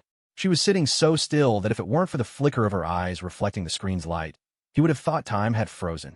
What are you looking at? He asked, leaning closer. I'm checking to see if today's incident will leave you with a criminal record. I'm worried it might affect you because of me. Lily's expression was still dead serious. Noticing his hair was still dripping wet, she reached out and poked his stomach. You came out without even drying your hair. Go sit down, I'll dry it for you. Lily pouted. For her boyfriend, a hot shower in the cold weather was like a form of torture. Otherwise, why would he be too lazy to even dry his hair, always wanting to dive straight under the covers? She had even made sure to shower first to warm up the bathroom for him, but it seemed he was still just as sensitive to the cold. Lucas dodged the subject. All right, so you trust Google more than your own boyfriend? Lily felt a strange sense of déjà vu, like his phrasing was etched into her DNA, but she didn't dwell on it. That's not it, she said quietly. It's just that you're always tricking me. She stopped abruptly. The corners of her mouth slowly turned down, her lips forming a pout as her eyes welled up. It was clear the goofball had just talked herself into feeling wronged. Lucas couldn't help but chuckle. Lily was going to be the death of him with her cuteness. It was as if she usually forgot about all the time she'd been duped, and then, when she randomly remembered, she had to take a moment to feel sad about it. Good grief, his girlfriend had the memory of a goldfish. You're laughing at me, she said, letting go of the mouse and burying her face in his chest. The scene continued until 10 o'clock. Him working, her sitting quietly at the desk, live-streaming her drawing. When they didn't have any urgent work, this was usually their bedtime. Lily stood up, her eyelids drooping. Just as Lucas was about to get up, Lily pushed him back down onto the sofa. You can go to bed a little later. Lucas? ? Why do I have to wait? Look, you still have work to do. Your laptop isn't charging. I want some hot water. Could you boil some for me? The girl gestured nervously with both hands for a while, before finally giving up and tapping Lucas on the forehead. Just wait, and don't think about it. A long while later, Lucas walked into the bedroom with a glass of warm water he had just prepared, placing it gently on the nightstand beside her. You know, he said, exasperated, there are two kinds of people I can't stand in this world. One of them is people who don't finish their sentences. And the other, the girl asked, her entire body burrowed under the covers with only her head sticking out. Lucas just smiled at her and didn't answer. Time for sleep. He went back to his side of the bed, yawned, and lay down. Just as he closed his eyes, he felt Lily press up against him from behind, her body radiating warmth. Amidst a soft rustling, he felt the buttons of his pajama shirt being undone, one by one. Her small hands were trembling slightly as they traced paths across his chest. Lucas frowned in confusion, but he didn't stop her, choosing instead to wait and see what she was up to. Soon, his shirt was gently pulled off. Lucas had never been so shocked in his life. What on earth was this goofball planning? Just as the question formed in his mind, her soft body pressed against his. Something felt different this time. Her body was warmer than usual, almost feverish. Wait, how could he feel the heat of her skin so clearly? When it finally dawned on him, Lucas swallowed hard, his voice a little tight. What are you doing? I just want to hold you. Once her body stopped trembling, she wrapped her arms around him from behind, holding him tight and inhaling his unique scent. When Lucas didn't respond, she whispered tentatively, "Don't you like this? This is so embarrassing. Who throws themselves at someone only to be ignored? Did I seem too shameless? But I'm so nervous I can barely breathe. I spent over 2 hours psyching myself up for this. If Lucas ignores me now, I'm moving to another city tomorrow." The moment the words left her mouth, Lucas flipped over and pinned her beneath him, moving so fast she nearly gasped. "I like it," he said honestly. He propped himself up on his hands, turning the comforter over them into a makeshift tent. The space was small, but it was enough for him to see her face and body clearly. Even in the darkness, at this distance, he could make out her delicate features, her beautiful collarbones, and the impossibly perfect curve of her waist. She was flawless. "I shouldn't have asked," Lily mumbled, turning her face away and pressing the back of her hand to her lips, utterly mortified by his focused gaze. "You creep." She tried to grab the comforter to cover herself, but her hand found only empty air. It was all bunched up around Lucas. Defeated, she clutched the bedsheet instead. "Is it really that nice to look at?" she finally whispered, her voice barely audible. "Yes." Lucas gently caressed her cheek, his touch as careful and tender as if he were handling a priceless work of art. Her arms wrapped around his neck, and Lucas took the cue, lowering himself onto her. The last time, when she'd been drunk, he had been terrified of taking advantage of her, of doing something she wouldn't want. He had never dared to initiate like this. This feeling was entirely new, a jolt of pure happiness that made his heart skip a beat. There was no barrier between them. They could feel the softness and smoothness of each other's skin, the warmth of their bodies, and the frantic, accelerating rhythm of their hearts. As their lips met, his hands began their usual restless exploration. Strangely, not only did Lily not resist, but she held him even tighter, as if trying to reassure herself that he was really there, unwilling to let go for even a second. Lucas sighed internally. The goofball must have been truly scared today. Though she only helped him a handful of times, they had developed a vibe that was easy to fall into. A long while later, the master strategist, completely unaware he had just been expertly disarmed, returned from the bathroom and pulled the girl back into his arms, savoring the feeling of skin against skin. It was strange. Before, he'd felt cold even in his winter pajamas. Now, shirtless, he wasn't cold at all. They both felt warm and flushed. Ready to sleep now. Lily let out a small yawn and settled quietly in his arms. "Good night," she whispered. Being held like this was so much more comfortable than wearing thick pajamas. Lily felt like she was melting into a cloud of warmth and comfort, and she didn't have to worry about any surprise attacks, since she had already helped him. But Lucas had no intention of sleeping. His hand, which had been resting on her waist, began to wander again. "How about I help you two?" Lily's body tensed. She turned her head. "I don't need." Before she could finish the word, Lucas captured her lips, silencing her. His kisses moved her earlobe, her chin, her neck, then down to her collarbone, tasting and exploring as if trying to commit every inch of her to memory. He moved lower, disappearing completely under the covers. Lily's hand, which had been resting on his head, flew up to cover her mouth. Her toes curled, clenching and unclenching the bedsheet, creating a cascade of wrinkles. In the darkness, the elegant curve of her long, pale legs was breathtakingly beautiful. Lucas slept soundly. In the early morning, he opened his eyes to see Lily sitting on the edge of the bed, head down, turning the bedsheet over and over in her hands, as if searching for. I'll wash in a bit. If you're hungry, you can start breakfast, Lucas said, stretching lazily. He looked at the light peeking through the curtains. Even the usually harsh morning sun seemed beautiful today. While he hadn't managed to unlock the final level of access, their relationship had changed after being so open with each other. The thought that she still considered herself a person with firm boundaries made him want to laugh. Master Carter had tested the waters last night, and he knew they were just one step away. Hearing his voice, Lily jumped, then seemed to remember something and quickly turned her head away, refusing to meet his eyes. After a moment's thought, she lunged forward and threw the sheet over his head, completely blocking his view. By the time Lucas pulled the sheet off, she was gone. Breakfast was going to be homemade muffins and oatmeal. The water wasn't boiling yet, so Lily wasn't watching the pot. She sat at the computer desk, scrolling through her private messages. More and more people were contacting her for commercial art commissions and advertising deals. She had to be selective. It looks like a company wants to sign a long-term freelance contract with me. Should I do it? Lucas was on the balcony hanging the freshly washed sheets, carefully securing them with clothespins. He paused for a moment. As long as it's not some tiny sweatshop, of course you should, but they said we need to discuss the contract in person. You want me to go with you? Lucas immediately understood. Lily lowered her head, fidgeting with her fingers. I don't know. I probably shouldn't trouble you. Lucas couldn't help but laugh. What are you laughing at? Who knows if you're just being stubborn? It's like every time I ask if you need help, you say no, but in the end.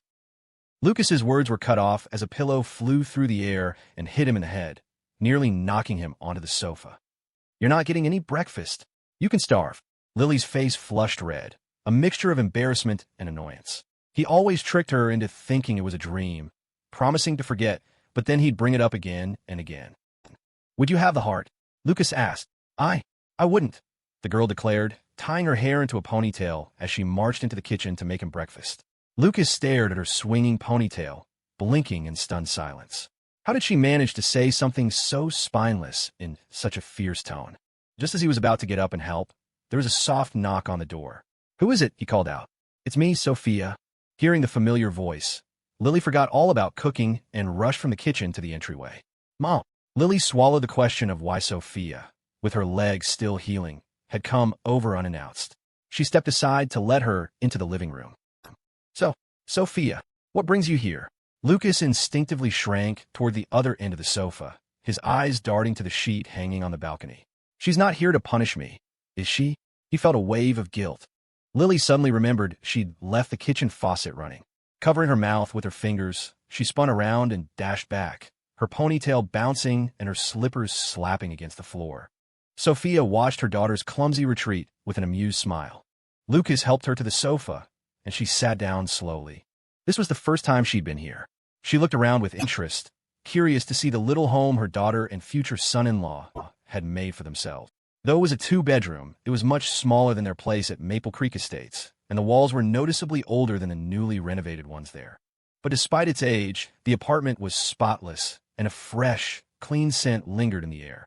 The clatter of pots and pans, punctuated by the sound of running water, echoed from the kitchen. On the balcony, their clothes and the bedsheet swayed gently in the breeze, bathed in sunlight.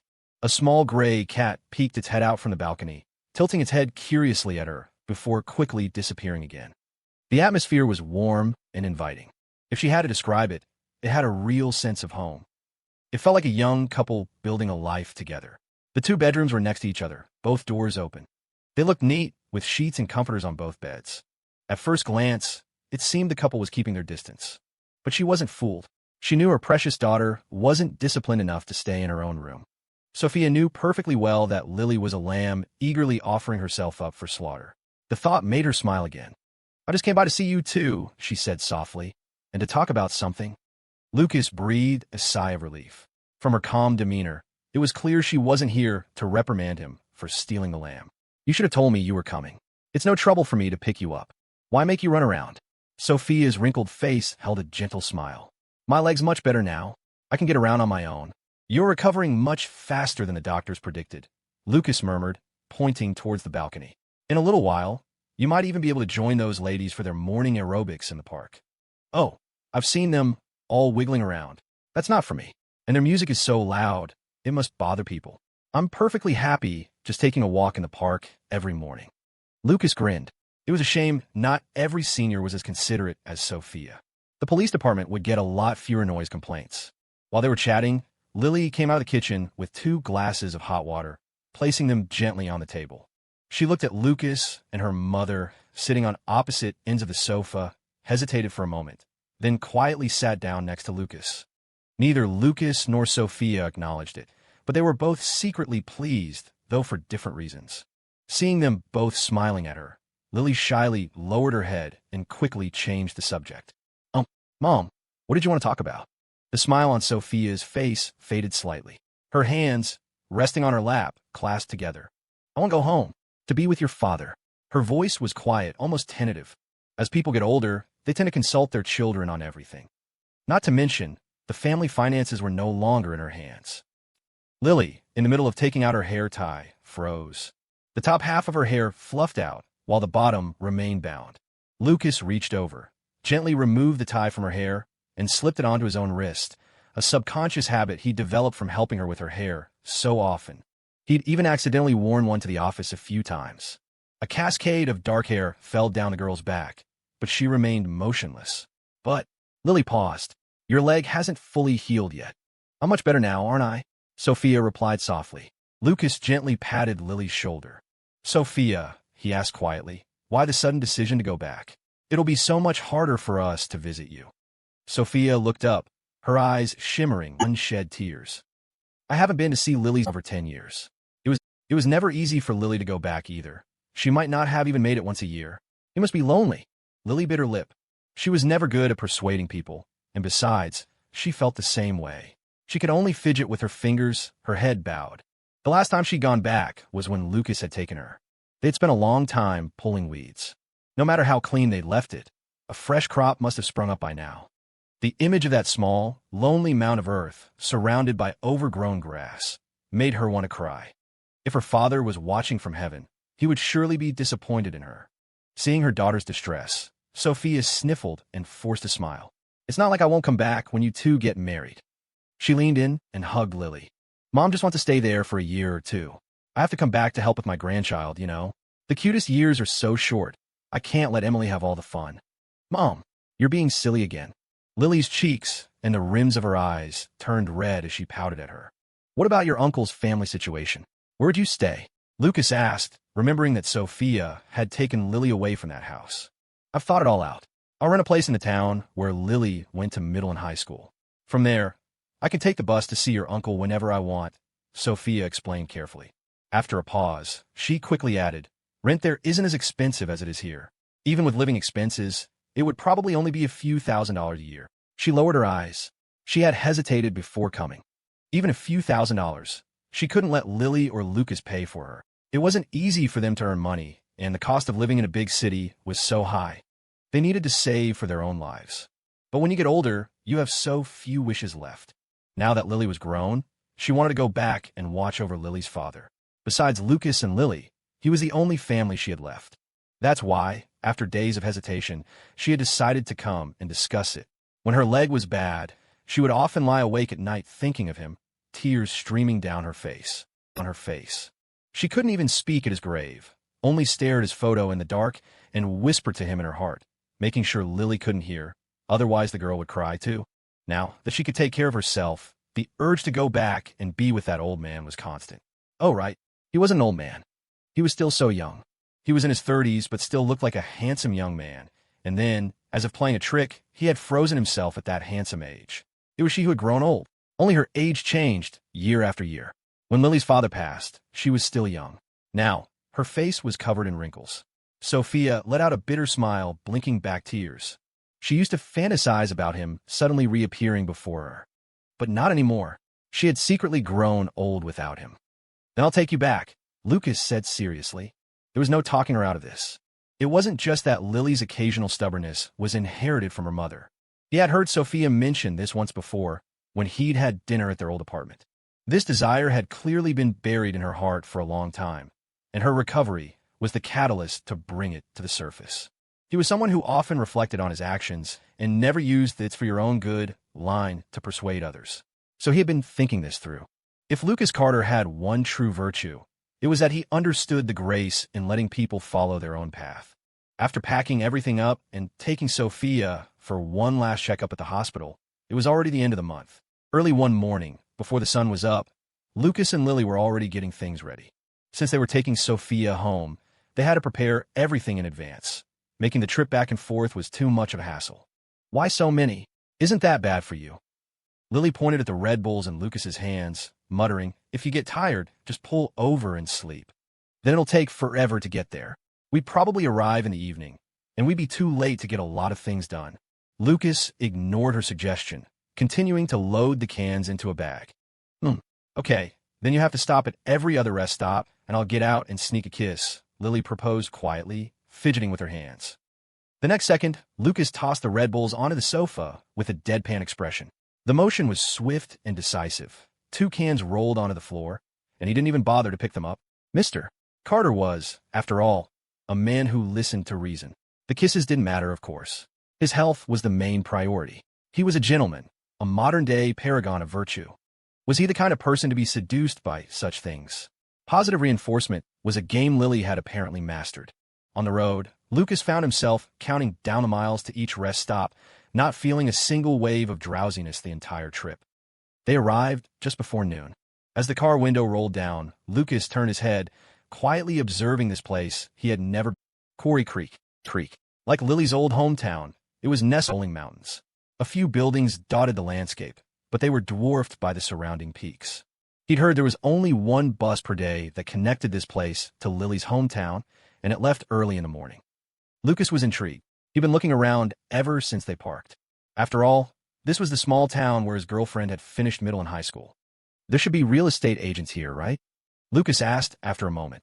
If the high school was any good, there would be parents from out of town moving here for their kids. He'd seen it happen when he was in high school, so it stood to reason. Sophia nodded, then suddenly remembered something. Honey, do we still have Mrs. Davison's number? The Mrs. Davison she mentioned had been their landlady for 6 years. She owned a local poker hall and had a few properties she'd acquired from a buyout years ago. She was a kind-hearted person. The reason she thought so was that, while they hadn't interacted much over those 6 years, Mrs. Davison had never once raised their rent. Even as rents in the area were climbing every year due to the high school's growing reputation. I think I saved it in my notes app, Lily mumbled, pulling out her phone to search. Watching her focused expression, Lucas couldn't resist a jab. Phone numbers, budgets, and shopping lists. You save everything in your notes, don't you? It's because my memory is bad, so. Lily's head snapped up, her eyes wide with shock. How did you know what I save in there? Just a guess, a lucky guess, Lucas said quickly, turning his gaze back out the window, pretending nothing had happened. He'd almost let it slip that he'd snooped through her notes when she was in the hospital. Someone answered the phone after a few rings. After a nervous exchange, Lily arranged to meet at their old apartment. The building was tucked away in a small alley, even older than the one Lily had rented in Seattle, but the apartment itself, a one-bedroom on the second floor, was much larger. The door was opened by a middle-aged woman with a perm of bright blonde curls, probably in her late 40s or early 50s. She wore bright lipstick and was dressed fashionably. Lucas's first impression was singular. This woman loved to play poker. Her initial reaction upon seeing Sophia was pure, unadulterated shock. Your leg is all better, Mrs. Davison exclaimed, her sharp voice echoing in the hallway. Sophia smiled and nodded. Yes, it is. Quick, come in and talk. Lucas placed the milk and fruit he'd brought in the entryway before following them inside. They were a deliberate gesture. Look at you coming all this way and bringing gifts. Mrs. Davison muttered, then blinked as she registered Lucas. And this is... She pointed at him, her gaze eagerly shifting to Sophia, waiting for the answer she hoped to hear. This young man and Lily looked so good together. This is my boyfriend, Lily said quietly, her head bowed. A hint of pride, almost imperceptible, laced her tone, as if being with him was the thing she was most proud of in the world. Nice to meet you, ma'am. I'm Lily's boyfriend, Lucas said with a smile. In truth, he felt the same way she did, only he was far less subtle. He practically had the word proud written across his face, which made Lily both shy and delighted, unable to lift her head. Mrs. Davison smiled, her eyes appraising Lucas for a moment. She nodded in satisfaction. How long have you two been together? A year, Lucas answered quickly. He couldn't let Lily answer that. The goofball was liable to give the exact number of days. In my eyes, Lily is still that little girl who'd come home wiping her tears. In the blink of an eye, she's found a boyfriend. Such a power couple. It's wonderful. Mrs. Davison took a sip of water. The girl has really grown up. She was always pretty, even as a kid, but now she's even more beautiful. She'd always known Lily was a natural beauty. Now, with bangs framing her face and her skin so much clearer, she was so stunning. Mrs. Davison almost didn't recognize her. The big city really did a person good. I wasn't that much a crybaby. Lily mumbled, embarrassed to have Mrs. Davison say this in front of her boyfriend. Oh, honey, I always thought you were a tough little thing. Mrs. Davison sighed. I used to play poker across the way every day, and I'd often see you finish your crying outside before you went home. You know, when you were in middle school, I even went to the school to talk to those punks who bullied you. But some kids are just little monsters. They're not afraid of anything. There was only so much I could do. Where are they now? Lucas asked, his tone casual, his expression flat, as if he couldn't care less. They didn't study, dropped out early to work. One of the girls got married, but she had bad taste in men, some burnout with a souped-up Civic. Now she's got a kid and is going through a messy divorce. The apartment was quickly rented. Mrs. Davison was willing to pay the penalty to break the agreement with another potential tenant to give the place to Sophia. Even though they hadn't been close, the fact that Lily had left the apartment spotless when she moved out, aside from the naturally aging walls, it looked like no one had ever lived there, was enough for her. Lucas, putting his years of law school to use, drew up the contract himself, much to Mrs. Davison's astonishment. After seeing the landlady out, he and Lily helped clean and organize. By the time they finished, it was 3 in the afternoon. Coming out of the bathroom, Lucas shook the water from his hands. Sophia, I should get going, he said gently. Rest for a bit. You've been working all day. Sophia put the mop aside and wiped her forehead with the back of her hand. Where's Lily? Lucas looked around, curious how his girlfriend had vanished while he was washing his hands. Mrs. Davison left without taking your gifts. She ran after her to give them to her, Sophia said, sitting on the sofa and waving Lucas over.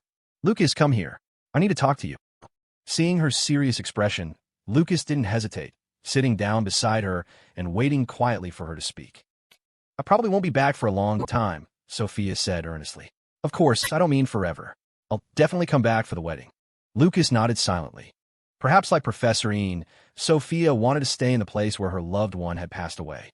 In a way, wasn't she also just waiting to go home? As he was thinking, a rough hand gently cupped his right cheek. He looked up to see Sophia gazing at him kindly, her eyes glistening. Lucas, a person like me, who only got better thanks to your kindness, probably doesn't have the right to say these things.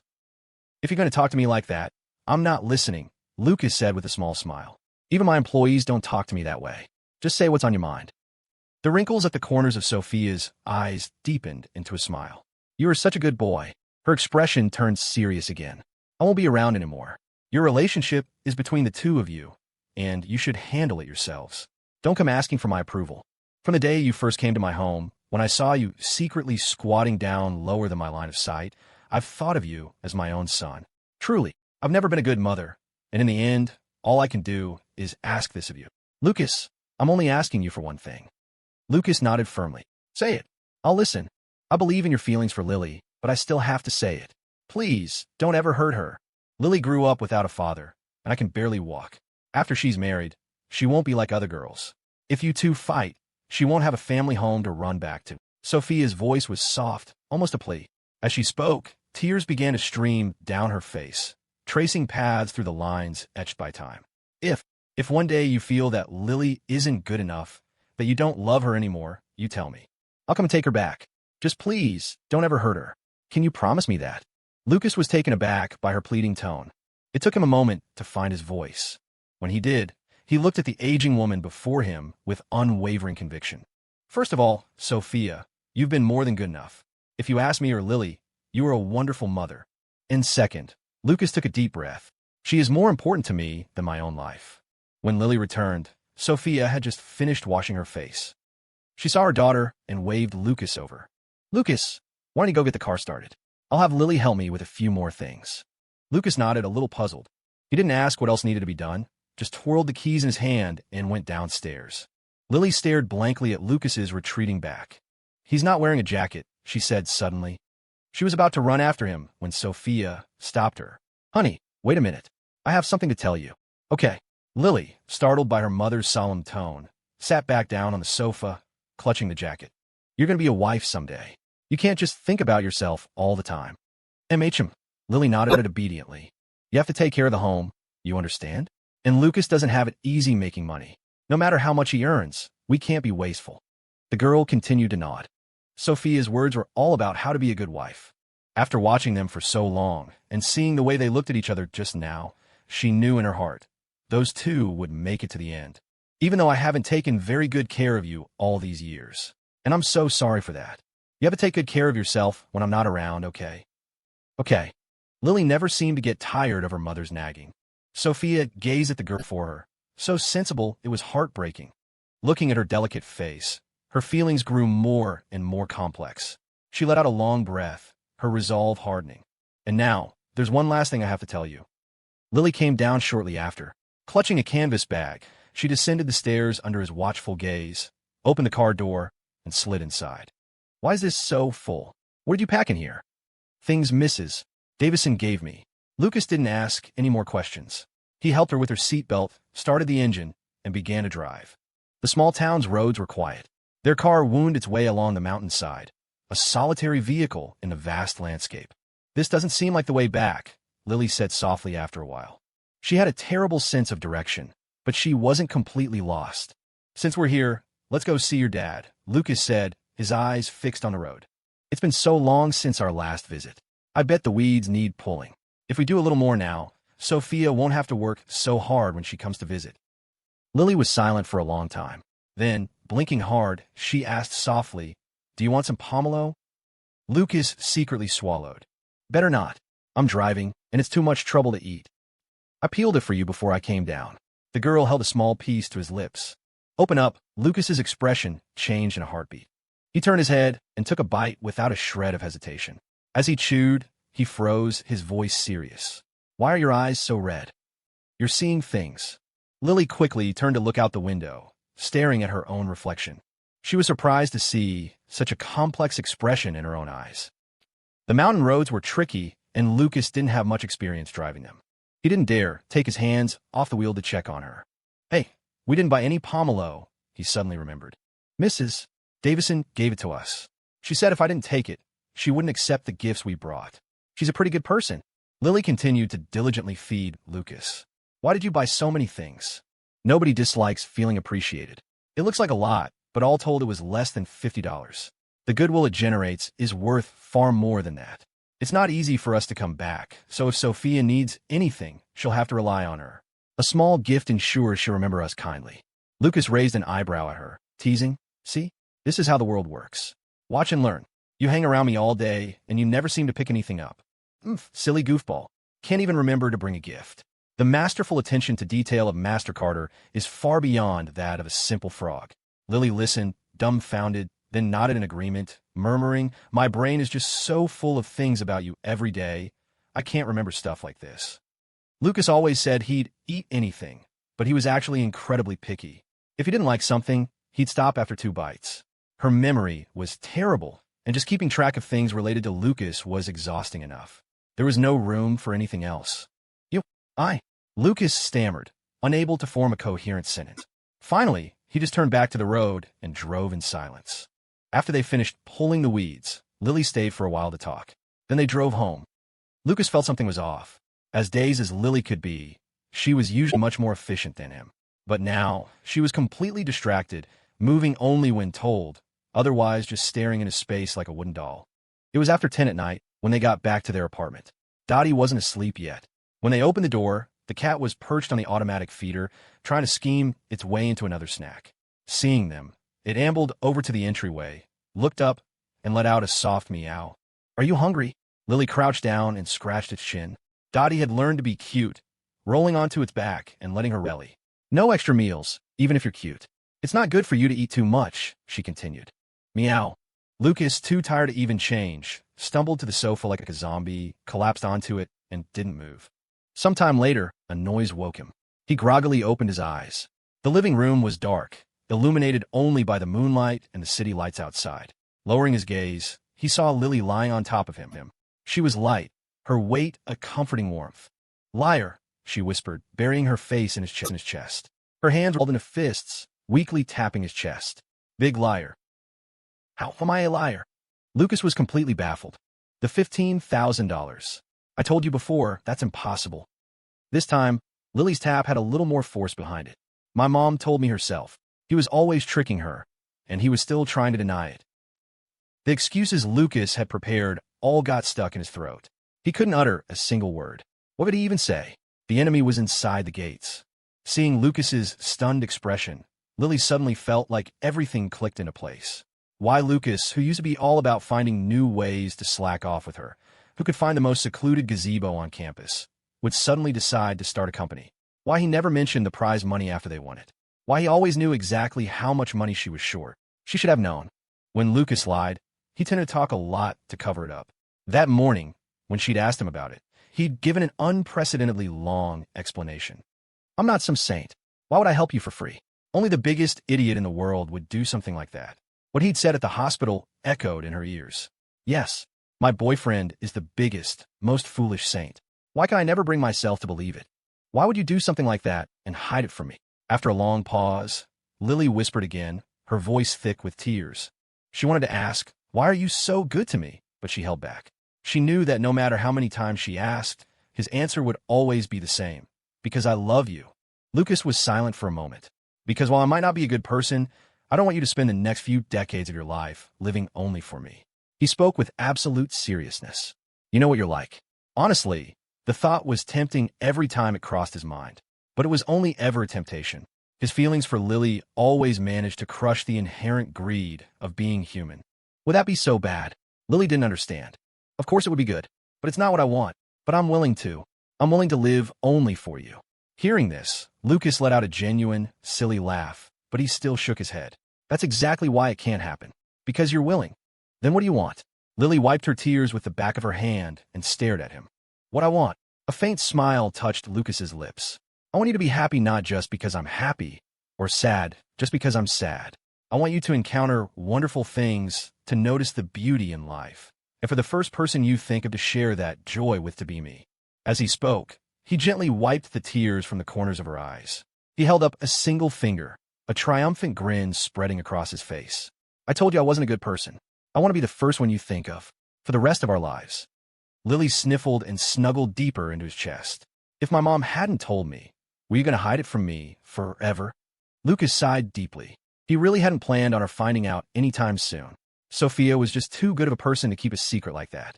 "No, if I was going to wait until you weren't so on edge every day." He lowered his head and placed a soft kiss in her hair. "The moment you pull me out of that abyss, I made a promise. No matter how many knots the past has tied in your heart, I will untie them one by one." "I've been trying. I am just a little bit away," Lily said, her voice laced with guilt. "Lily, let the past be the past," Lucas said, stroking her cheek. "If you don't slow down, you're going to miss so many things.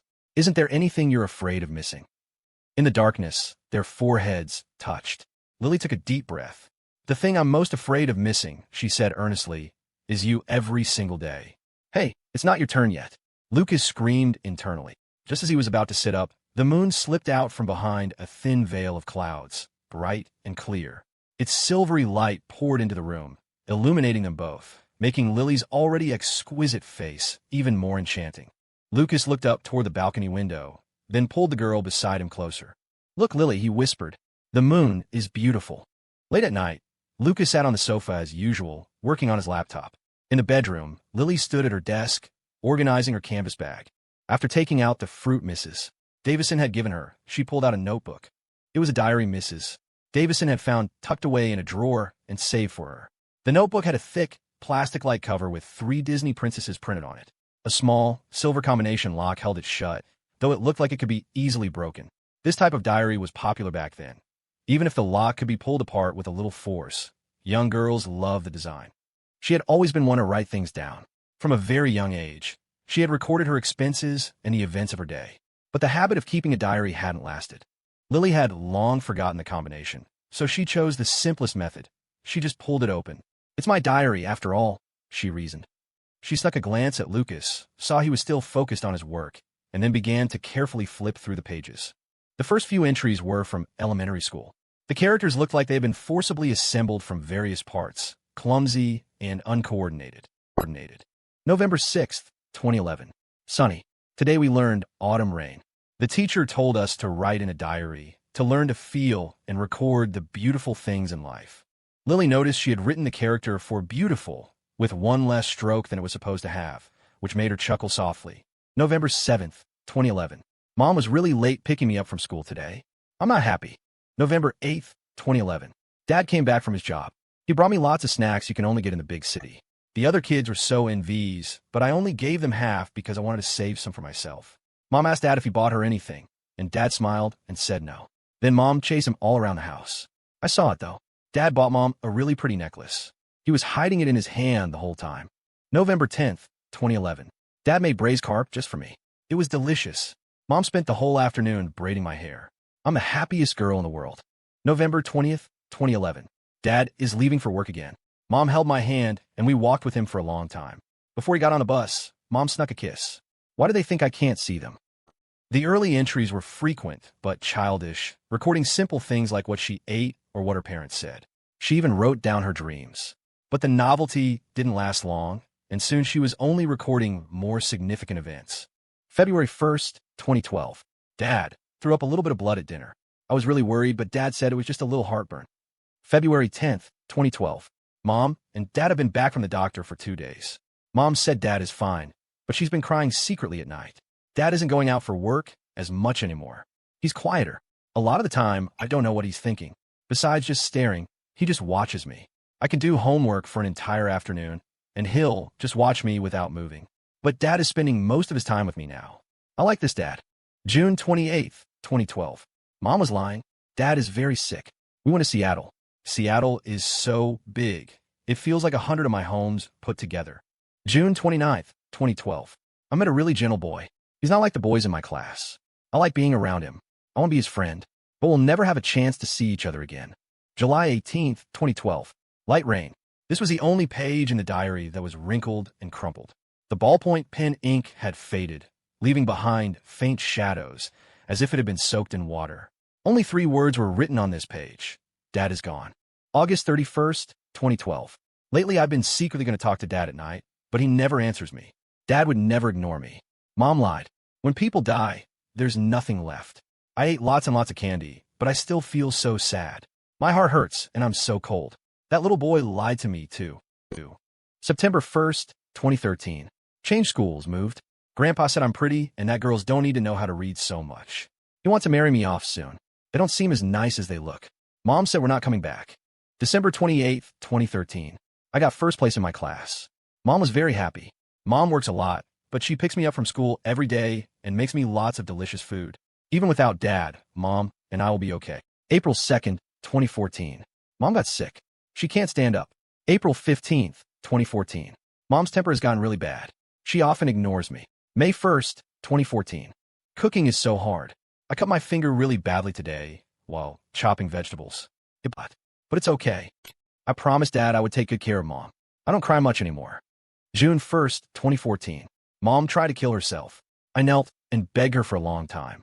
Dad is already gone. Grandpa and Grandma don't want me. My uncle doesn't want me. If Mom leaves me too, what will I do? June 21st, 2014. Why does Mom want to give up so badly? Am I such a burden? I've already learned to cook. It's just not very good. January 1st, 2016. New Year's Day. Mom's spirits are much better.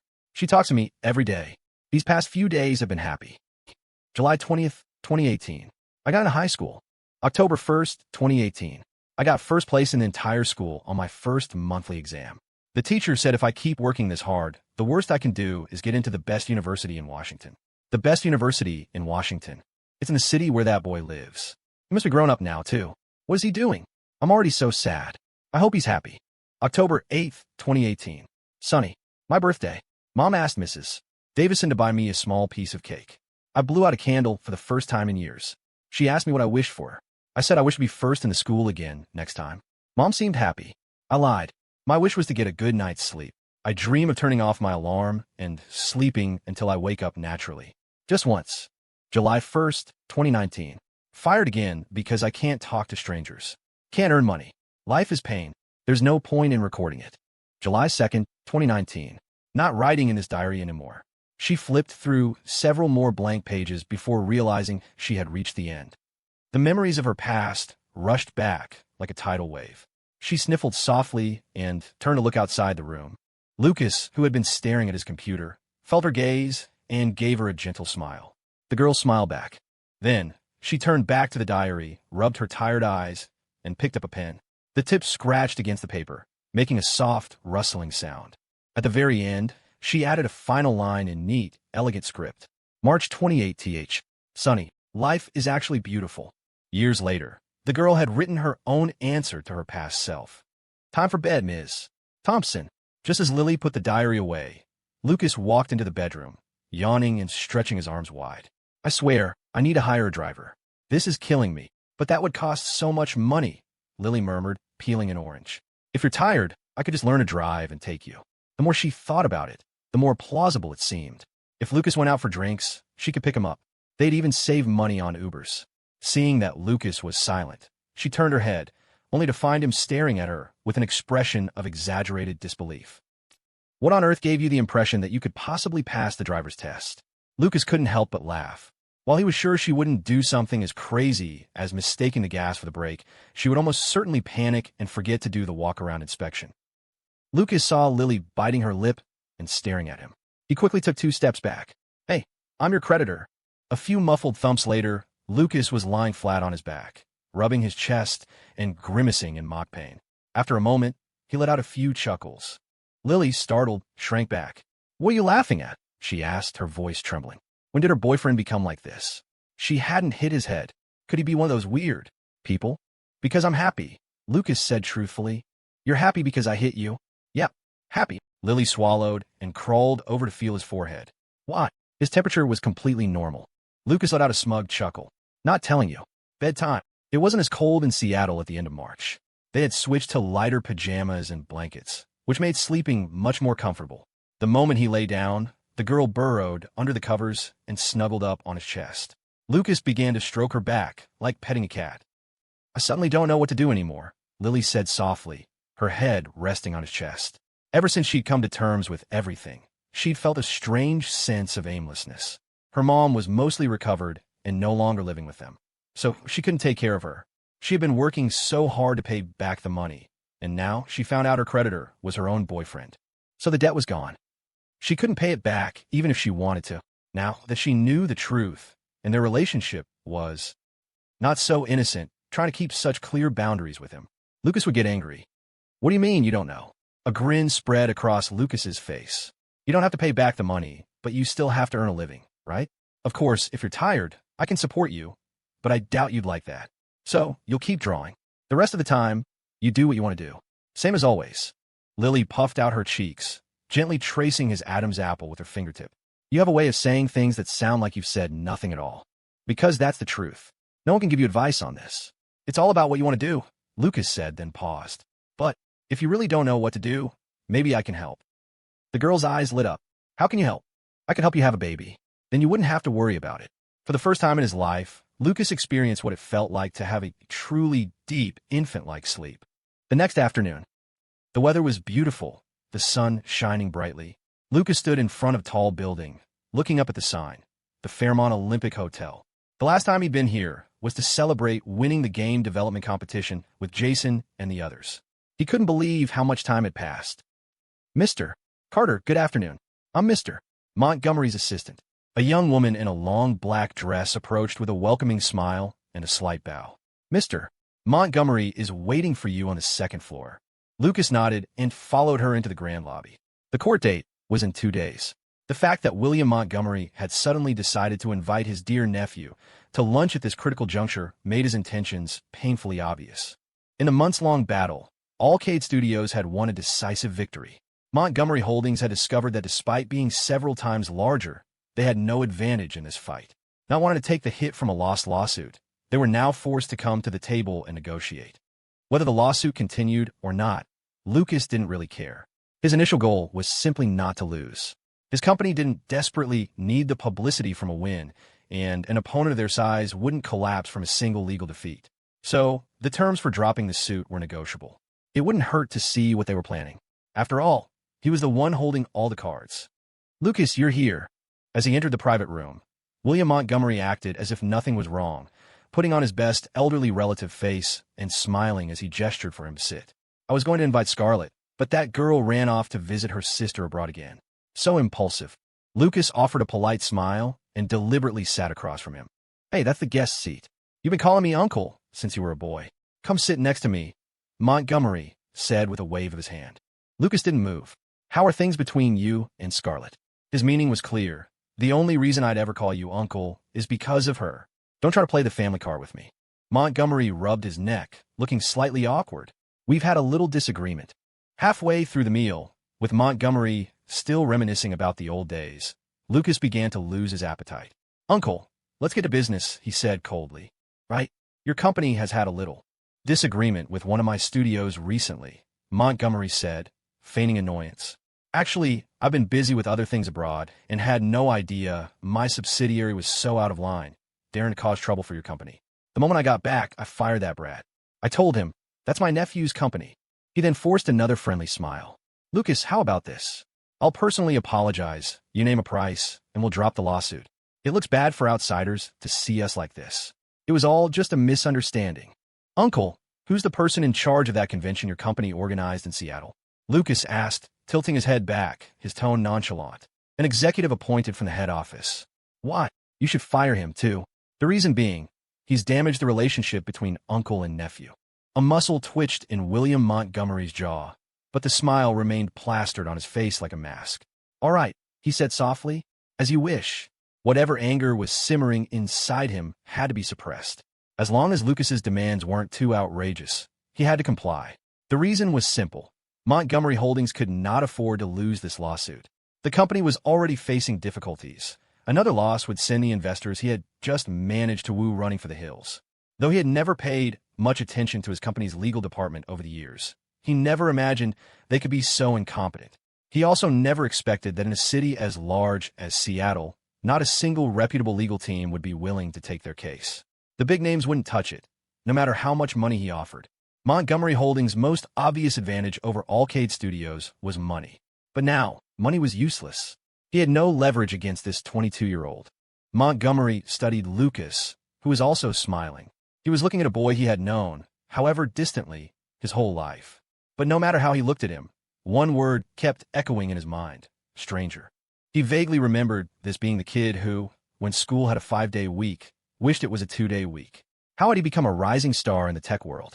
Had the kid suddenly seen the light? Or had he always been this cunning? The more Montgomery thought about it, the stranger it seemed. Why had he disliked so much back then? He'd even gone out of his way to badmouth him to Scarlett's mother, terrified that he might actually become his son-in-law. If he'd known then what he knew now, he would have played matchmaker himself. If not Scarlett, then Linda would have been a fine choice. "Uncle, my company is a bit short on cash lately," Lucas said suddenly. "You said I can name my price, so I won't be shy." "Good. Name it," Montgomery said, nodding to his assistant. "Write my nephew a check on the spot." Lucas paused for a moment, then held up 2 fingers. Let's start with $2 million. As compensation for the damages your little stunt caused my company." A heavy silence fell over the table. Seeing the assistant still frozen, Montgomery gritted his teeth. "Write it." Treating Lucas like a naive kid fresh out of college was a mistake from the very beginning. Lucas's face immediately broke into a grin, like a child who had just gotten his allowance. "Thanks, Uncle." And Montgomery's eyes widened, his voice rising unconsciously. "HM, you must have misunderstood. The $2 million was just for damages," Lucas said, his face a mask of pure innocence. "Dropping the lawsuit is a separate matter." "Don't push it." Montgomery's face darkened, the veins on his right hand visibly bulging. He had thought he was picking on a soft target, but this kid was like a leech, latched onto his company, impossible to shake off. Lucas sighed with theatrical exasperation and met his gaze. "You've misunderstood something else." He thought back to how this mess had nearly made him miss Lily's first birthday since they had reconnected, how she had pretended not to care in their video call, mentioning it once. He thought of his team, all of them with dark circles under their eyes, staying late night after night simply because they were willing to help their unscrupulous boss. His voice grew colder. "From the very beginning, I was never here to negotiate." A short while later, Lucas put on his jacket and walked out of the private room. Just as the door clicked shut, he heard the sound of glass shattering inside. The grating noise was music to his ears. As soon as he got back to his car, he called Jason. As expected, Jason's shout came through the phone almost immediately. "5 million. Did you rob a bank?" Lucas moved the phone away from his ear, then brought it back, shifting the car into gear with his free hand. "How is this robbery? If they hadn't messed with us, we'd probably have each made 5 million by now.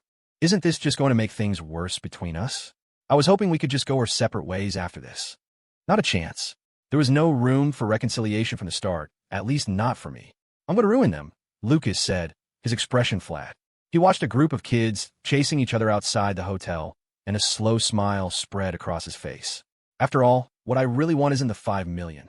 It's their game studio. When it came to expansion, slow and steady growth was never as fast as acquisition. It was like one of those old-school mobile games like Agar. IO. If you just focus on growing by yourself, you'd eventually just become food for someone else. Business was a world where big fish ate little fish. They tried to take a bite out of him and failed. Now it was his turn, in a quiet suburban neighborhood. "All right, you don't need my opinion. Your opinion is my opinion. I've got stuff to do. Talk to you later." Jason hung up the phone, a chill running down his spine. He turned to Vanessa, who was sitting in the passenger seat, and gently placed a hand on her stomach. Even though she wasn't showing yet, he couldn't help but grin like an idiot. "Stop smiling. You look like a fool," Vanessa said, pushing his hand away dismissively. Her expression turned somber. "Are you sure you want to go in there and tell them?" Jason looked at his family's front door and nodded firmly. "What if we just don't have a wedding?" Vanessa bit her lip. "Or at least, not a formal one. We don't have to invite them." Jason's expression remained serious. "No way. You only get to do this once in your life. I won't let you get shortchanged on this." "Then I'll go with you. You're pregnant. You shouldn't be running around. I can handle this myself." "Are you sure?" Vanessa had never been this hesitant before. Her heart was pounding. She grabbed his sleeve, a rare show of nervousness. "You think it'll work? Is there anything I can't handle?" Jason turned back to her, raising an eyebrow with a cocky grin. "Be right back." He got out of the car and walked straight towards the front door of the house, a place he had returned to less than 3 times in 4 years. He was putting on a brave face, but deep down, he was terrified. His father couldn't have been unaware of the fact that Vanessa had been taken to the police station. The old man already had a low opinion of her. This would only make it worse. But he couldn't let her see his fear. He wasn't just Vanessa's fiancé anymore. He was the father of her child. Even if the sky was falling, he had to stand tall and act like everything was fine. Taking a deep breath, he reached out and pressed the doorbell, which felt impossibly heavy. The door opened almost immediately. Vanessa rested her chin on her hand, watching Jason's back as he disappeared inside. Her thoughts were a tangled mess. A wedding. What girl didn't dream of one?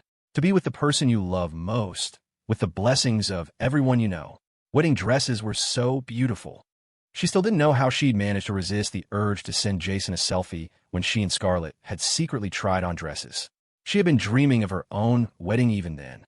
She just never expected it to come so soon, to feel so overwhelming. Because of one accident, they were now like 2 guilty children, constantly bracing themselves for a lecture from their parents. They weren't ready for any of this. They hadn't even shifted into their new roles. One minute, they were boyfriend and girlfriend. The next, they were planning a wedding, and by early next year, they would be parents. She still felt like a child herself. She really wasn't ready. All she could do was try to lighten Jason's burden. Vanessa stared out the window at the passing cars, the steady flow of traffic on the busy street. A red light turned green, and the cars began to move. On the sidewalk, people on electric scooters zipped past, their faces set, each with their own destination, their own purpose. With a long sigh, she picked up her phone and made a call. "Hey, Mom, have you eaten yet?" The black car's window slowly rolled up, obscuring the girl's face and sealing all the sounds from within. When Jason arrived home, his parents, Arthur and Helen Miller, were sitting on the sofa watching TV. It was an episode of Succession, where one of the characters was sneering, a courtesan left over from some tech bros party. "You're about to bring shame upon 18 generations of your family." The actor's face, compared to his role in another show, was comically different. Helen was engrossed. Arthur, as usual, looked indifferent to everything, glancing at the screen for a moment before looking back down at his phone. The housekeeper showed Jason into the living room, glanced awkwardly at the family, then quickly retreated to the kitchen to find a new fruit platter. She'd worked for them for over a decade and knew what was coming. The family was probably about to have another fight, and her presence would only make it more uncomfortable. She'd just come back later to clean up whatever got broken. Hearing the housekeeper's cough, the couple looked up and saw Jason standing there, his face unreadable. Arthur paused for a second, then went back to watching TV as if nothing had happened.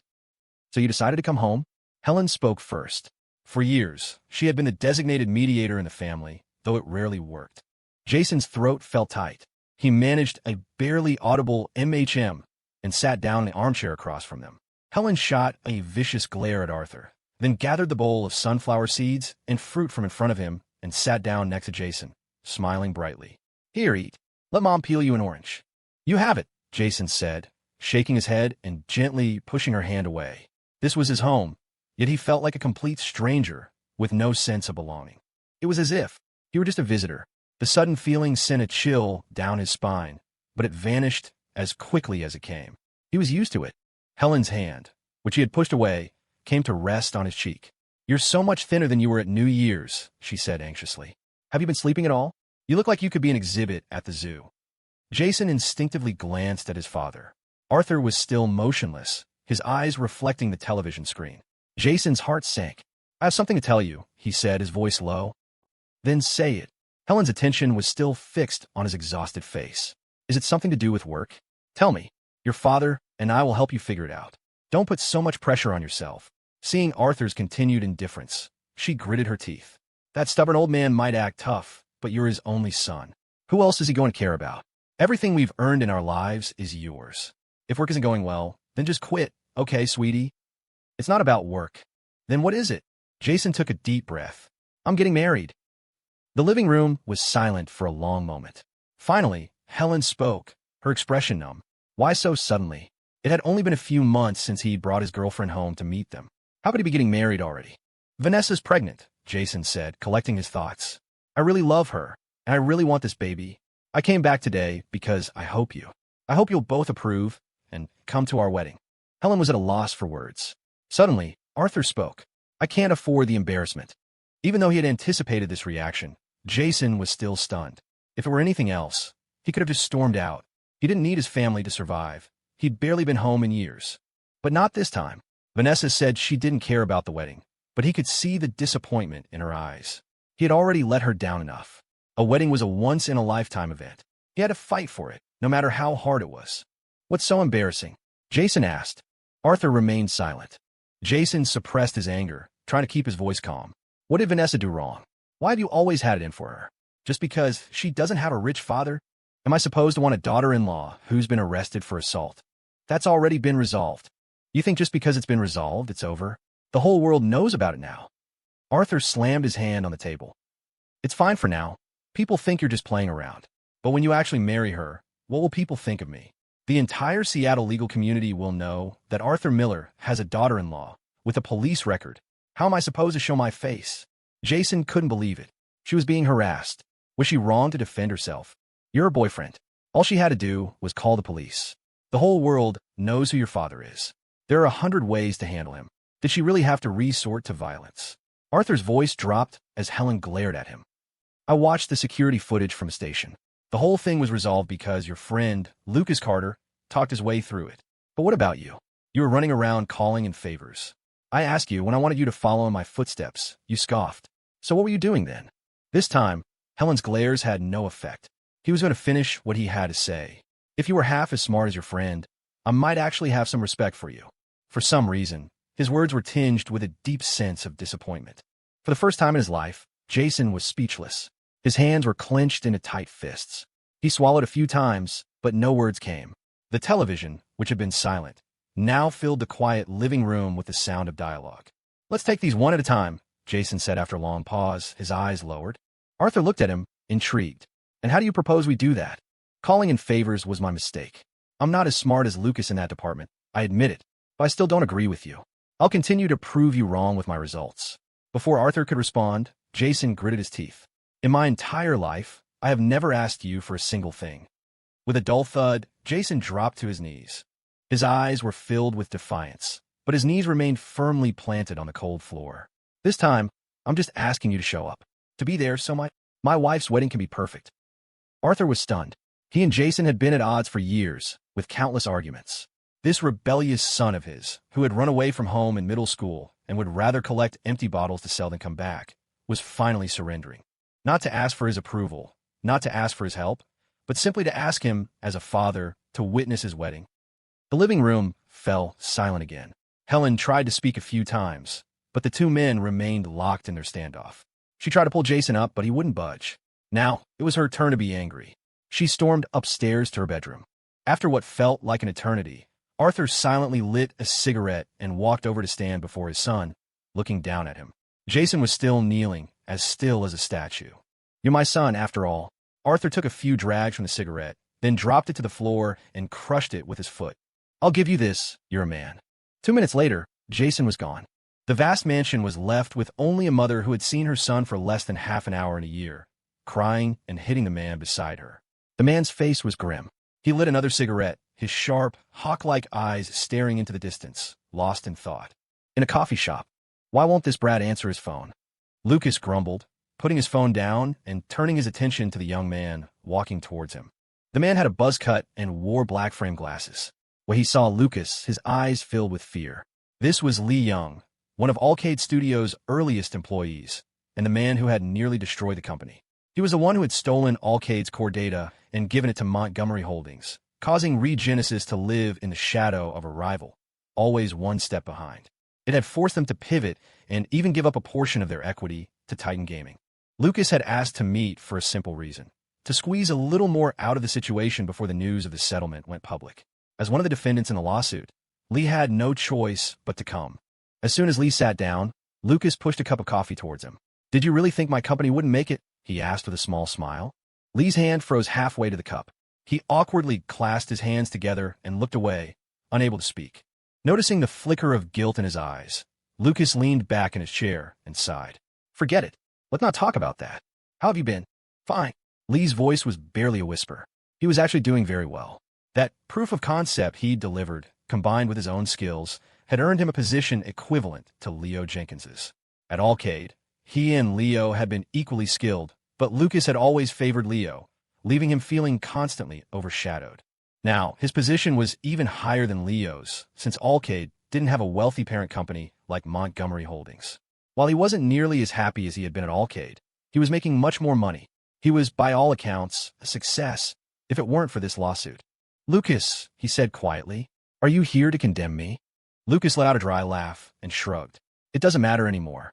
Lee's head snapped up, his eyes shining. You're going to let me go." "That's right. I've decided to drop the lawsuit." Lucas took out his phone and pulled up the group photo of them all cleaning the studio, his eyes filled with nostalgia. "Allcade is thriving now. We were colleagues once. I don't want to be the one to send you to prison."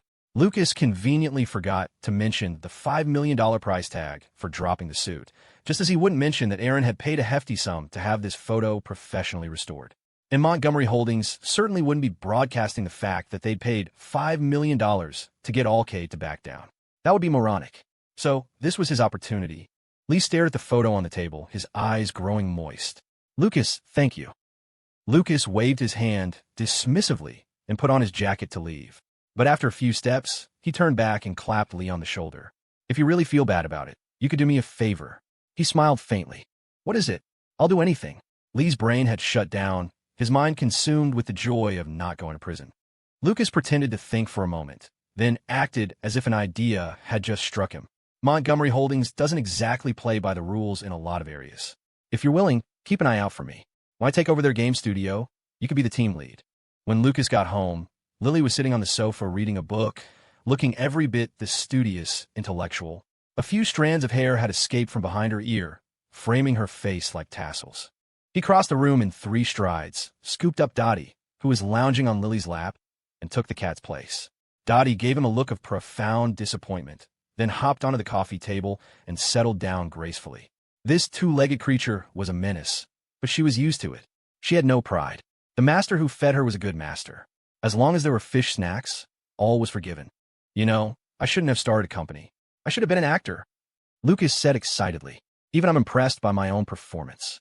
"I know. That's why you trick me all the time," Lily said, nodding gently and turning a page in her accounting textbook, not bothering to argue. "Oops. probably shouldn't have said that in front of her.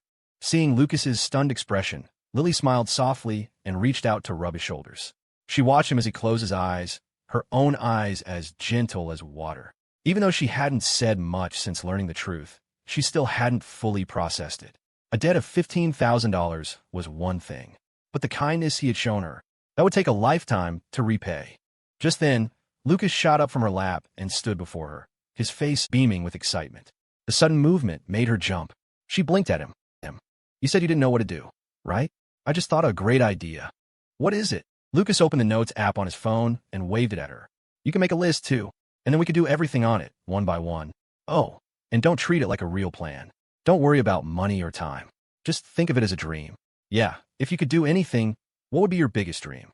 Looking at the dazed girl, Lucas suddenly felt like a genius. Phrased this way, even someone as selfless as her could come up with a thing or two. He wasn't afraid of her dreams being too hard to achieve. He was only afraid that she didn't have any. Anything? She asked, tilting her head. Who's going to stop you from dreaming? Of course, anything. Lucas held the phone up to her, ready to type. I want to sleep until I wake up naturally, the girl said, fidgeting with her fingers. Lily Thompson, you have no ambition. You're dreaming right now. Think bigger. Lily thought for a long while, then lowered her head and whispered, I want to climb Mount Rainier. Can I ask why you want to climb Mount Rainier? Lucas found it strange. It seemed so out of character for her. Dad once told me you can see the clouds from the top. And Erin is on her way there now, I think. She said it's really fun. Okay, good. Keep going. I want to ride in an airplane. Lucas's grin widened. And I want to go to the ocean. MHMN. Lucas continued to type her dreams into his notes, simultaneously calculating the feasibility of each one. I want to marry you. And also, Lucas nodded, still mumbling his thoughts aloud. He was halfway through the sentence before his brain caught up with what Lily had just said. He froze mid-motion. His mind had registered it, but his body seemed to have short-circuited, stuck in place with his mouth slightly open, blinking at her. Her words had detonated like a silent thunderclap inside his head. The living room was perfectly quiet. Over the faint ringing in his ears, the only thing he could hear was the frantic thump-thump, thump-thump of his own heart, picking up speed with every beat. The words had just tumbled out of Lily's mouth in a rush of emotion. Seeing his stunned reaction, she flushed with embarrassment, turning her face away and muttering, Well, you said we were dreaming, so I should be bold. Besides, she hadn't lied. It really was her wish. In fact, it was her biggest wish, bar none. It's almost April. My birthday is in May. Yours is in October. We'd only have to wait another 6 months, Max, Lucas said softly, his gaze drifting away. He cleared his throat, trying to steer the conversation on a safer ground. He had to admit, for a split second, he had the overwhelming urge to scoop her up, spin her around, and maybe even call William Montgomery to see if he could pull some strings to retroactively change a birth certificate. Damn it. Here he was, painstakingly tending to their slow-burn romance, carefully considering every single move, playing the long game until he was exhausted. And then this dork, with just a couple of sentences, could completely shatter his defenses, leaving him a flustered mess. It was like spending an entire game carefully building up his character, only to get one shot by a fully charged ultimate. Thank God he had a guardian angel item equipped. This girl was a statistical anomaly. She was so overpowered, it wasn't even fair. I made a note of it, he said, his voice gentle. Anything else? Let me think. Lily ducked her head and began tidying the papers on a coffee table. Papers Lucas had already organized. All she was really doing was making a neat stack even neater. Just then, the setting sun dipped behind a neighboring building, plunging the living room in a shadow and hiding the blush that had crept up to her earlobes. She tapped the edge of the papers against the table, a rhythmic thump-thump-thump that seemed to hold a hint of frustration. What does I've made a note of it even mean? She thought, wanting to bang her head against his chest. Lucas, feigning nonchalance, looked away. The air between them was thick with a rare, awkward silence. I want to see what's actually inside a Kinder Surprise egg, she said finally. Does that count for the wish list? Of course it does, Lucas said, audibly relieved. When I was a kid, my dream was to get one of those giant variety snack packs from Costco. He congratulated himself on his masterful conversational pivot. He couldn't respond to her first wish, not now. He had a proposal to plan, after all. He was supposed to have been the one to confess his feelings first. He'd rehearsed the words in his head a dozen times, but she had ambushed him with a hug, silencing him completely before he could say a thing. He'd let her steal his thunder on the confession, but he'd be damned if he let her beat him to the punch on the proposal. What would that make him? He'd lose all credibility. All that time playing the long game. And for what? The guys would never let him live it down. And what would he tell their future kids when they asked how he proposed? Oh well, actually your mother brought it up first. Lucas shuddered, sucking in a sharp breath. He could already picture their disappointed, judgmental little faces. No, absolutely not. The confession was in the past, but he could still control the future. He had to be prepared. A smirk played on his lips. When it came down to it, saying, "I love you" was just kid stuff. The real main event was marriage.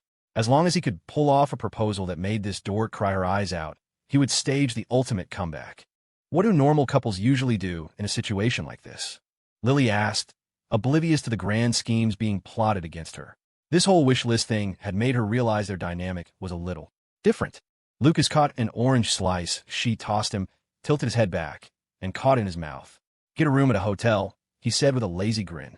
At 6 in the evening, twilight settled over Seattle, draping the city in a calm, peaceful haze. "Good evening. Are you two looking to book a king room for the night?" The receptionist's smooth voice barely registered. Lucas's mouth twitched. His brain felt like it was still buffering. He wasn't sure if his answer had been a dare or if Lily's wiring was just permanently crossed, but somehow they had actually ended up here. He'd only asked if she wanted to go as a joke. He never thought she would blush and agree. His mind was still offline, completely unable to process the situation. Hearing the words, "You too," Lily looked ready to bolt. She averted her eyes, pretending to casually tuck a stray strand of hair behind her ear.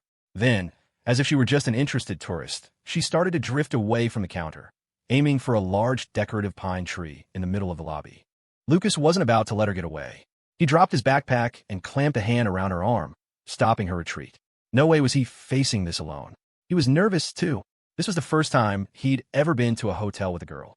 Seeing her escape was foiled, Lily buried her face in his shoulder, leaving only the curve of her crimson cheek visible.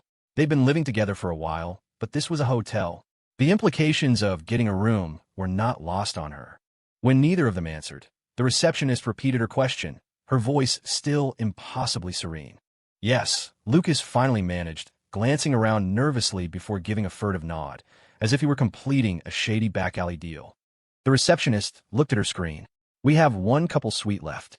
It's on a high floor with a view of the Sound, if you're interested. You can see the city lights along the water." "Well, ta." Before he could finish, Lily yanked him aside. "What's wrong?" he asked, looking down at her. Lily scanned the lobby, her hands clutching the hem of his shirt. "Let's not get the couple's suite," she whispered, her voice tight. "That guy over there was looking at us funny. Is it possible he was just jealous? We could just get that room from the picture, the one with 2 beds. We're just here to sleep, after all. To keep things, no." Lily's voice trailed off, her face getting redder as she struggled to find the word. "Forget about Lucas said, try not to laugh. This dork was always trying to find a perfectly logical, innocent justification for everything they did. "We're just here to sleep." He was going to die laughing. After vetoing her suggestion, they returned to the front desk and booked the last remaining couple suite. "I'll just need to see your IDs, please," the receptionist said with a polite smile. Her gaze, however, had been fixed on Lily the entire time. Working the front desk of a high-end hotel meant she saw her fair share of couples, and she developed a habit of sizing up the girlfriends, a silent game of let's see what kind of angel is getting her wings clipped tonight. In 2 years on the job, she had never seen a girl this beautiful. Her long hair cascaded down her back, and her face was so exquisitely perfect it looked like it belonged in a painting. And her nervous, shy demeanor was utterly heart-stopping. The thought of such a lovely girl being with this. She glanced at Lucas, who was gently brushing a stray hair from Lily's temple, his expression soft and adoring. The receptionist paused. Okay, fine. They were actually a perfect match. Seeing Lily so flustered had somehow completely erased Lucas's own nervousness. In its place was a mischievous urge to tease her relentlessly. He calmly placed his ID on the counter and held out a hand to her. Lily held her own ID in both hands, presenting it to him like a sacred offering. When Lucas tried to take it, it was as if it were glued to her fingers. After a long moment, she squeezed her eyes shut and, with what looked like immense effort, finally let go. "You can tap to pay right here, sir." "I'll get it," Lily whispered. Lucas had just unlocked his phone when she darted forward, tapping her own phone against the reader. The lavishly decorated elevator ascended smoothly, floor by floor. Lucas stared at the illuminated number 30, a complex swirl of emotions churning inside him. He knew he would never, ever forget the look of utter disdain the receptionist had given him when Lily paid for the room. Lily leaned against the opposite wall of the elevator, her eyes looking dull and unfocused. This felt weird. How had things ended up like this? It was only now, as they were about to walk into a hotel room, that her brain finally rebooted and registered the full implications of the situation. They were here, in this kind of place, surrounded by this kind of atmosphere. If Lucas lost control, she wouldn't even have anywhere to run. What was the difference between this and serving herself up to him on a silver platter? What wire in her brain had she crossed earlier? And she'd forgotten to bring that thing. Lily Thompson, she scolded herself internally. Are you trying to invent new ways to be a pushover? This has to stop. She rubbed her burning cheeks, trying to cool them down. Standing beside her, Lucas fought to hold back a smile as he watched the storm of emotions play across her face. Soon, the elevator arrived. Lucas took her hand, holding the key card in his other, and they searched for their room. 3016. He tapped the card on the sensor. With a soft beep, the door clicked open. He went to push it, but the girl behind him was suddenly an anchor, refusing to move. He turned back, confused. Why are you so good at this? Lily blurted out. Lucas tilted his head, a giant question mark materializing above it. Huh. You know the whole process so well. Have you been here with other girls before? Lily looked away, unable to meet his eyes. I'm mad. I'm going home. It finally clicked. Lucas's lips twitched, caught between exasperation and amusement. This is a 5-star hotel, he said, struggling to keep a straight face. Once you check in, the room is non-refundable. He quickly turned his head to hide his grin, leaving Lily blinking in stunned silence. This girl was getting cuter by the day, even resorting to tactics like this. Her acting skills were terrible, though, but today he was determined to properly discipline this master of the strategic retreat. Huh? Really? Of course, Lucas said, his expression pained. $400 about to go down the drain because of a little misunderstanding. What a shame. Lily lowered her head, fiddling with her fingers. I've thought about it again, and I think I might have misunderstood you. Lucas smirked and stepped aside, gesturing into the room with a flourish. After you. Lily bit her lip, looking small, helpless, and utterly cornered. She shuffled sideways into the room like a tiny crab. The door clicked shut behind them with a solid thump, plunging the room into pitch-black darkness. There's no light. Lily's resolve to flee intensified. You have to insert the key card, Lucas said. He slid the card into the slot by the door. The lights flickered on, quickly filling the room with a warm, bright glow. Lily squinted, and when she opened her eyes again, the first thing she saw was an immaculate, king-sized bed, a heart made of rose petals laid out on the white duvet. A faint floral scent seemed to hang in the air. Across from the bed was a massive floor-to-ceiling window, larger than any she had ever imagined, offering an unobstructed, glittering view of the city at night. She walked over to it, mesmerized, and looked down. He was right. You could see the entire waterfront. The boats on Puget Sound looked like tiny ants from this high up. In the distance, she could see the blinking lights of a plane that had just taken off. The airport must be nearby. After taking in the view, she wandered around the room, her curiosity insatiable. What are you doing, conducting an inspection? Lucas teased. Still feeling the sting of the cost, Lily retorted, I have to get my money's worth. This so-called experience was an expensive one. Lucas chuckled and began to look around himself. He'd stayed in hotels of this caliber before on business trips to San Jose, but a couple's suite. That was a first. It was clear why it cost nearly 4 figures a night. Before they had even come up, the staff had obviously done some extra prep. The decor was exquisite and cozy.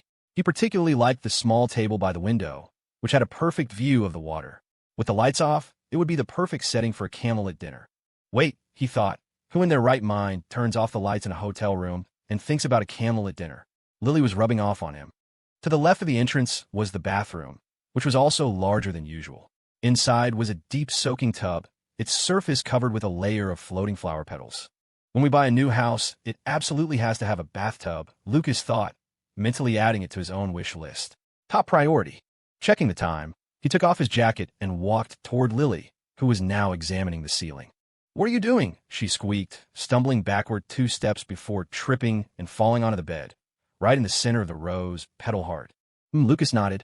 Lily stared at him. What does even mean? I asked what you were doing. Before she could protest, Lucas pinned her hands together, raising them high above her head and holding her down on the bed. Ever since their first wall slam, he developed a fondness for this position. It perfectly showcased her slender figure. Having fallen into the sea of flowers, a single crimson rose petal was now caught in her hair like a barrette, making her look impossibly cute. The blush on her cheeks was even more vibrant than the petal. She was so ridiculously weak that Lucas was easily able to free one hand. He gently caressed her warm cheek, his fingers slowly tracing a path downward.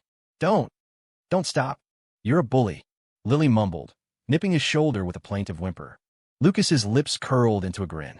So, when are we finally going to get to use that thing you have hidden away? Lily pressed her lips together. I'm not ready yet.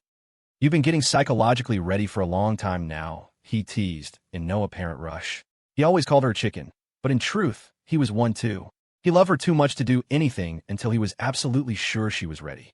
That way, if they didn't make it to the end, she would never have to regret a single impulsive night. It's not about being psychologically ready. Lily turned her head away. Anyway, you just have to wait a little longer. What does that mean? No questions. And stop thinking about it. Lily, who had been so timid just a moment ago, suddenly wrenched her hands free and clamped them over his mouth like a little tigress. Lucas was stunned. She hadn't been that strong a second ago. He swore it. Even accounting for the element of surprise, her strength now was nothing like it was when he'd first pinned her down. You were acting, he started to say, just as the phone in her pocket began to ring. She sat up, frantically smoothing her hair, and answered it. Hello. A young girl's voice came through the phone. Sis, hey, do you still have those notes you made for your AP history class?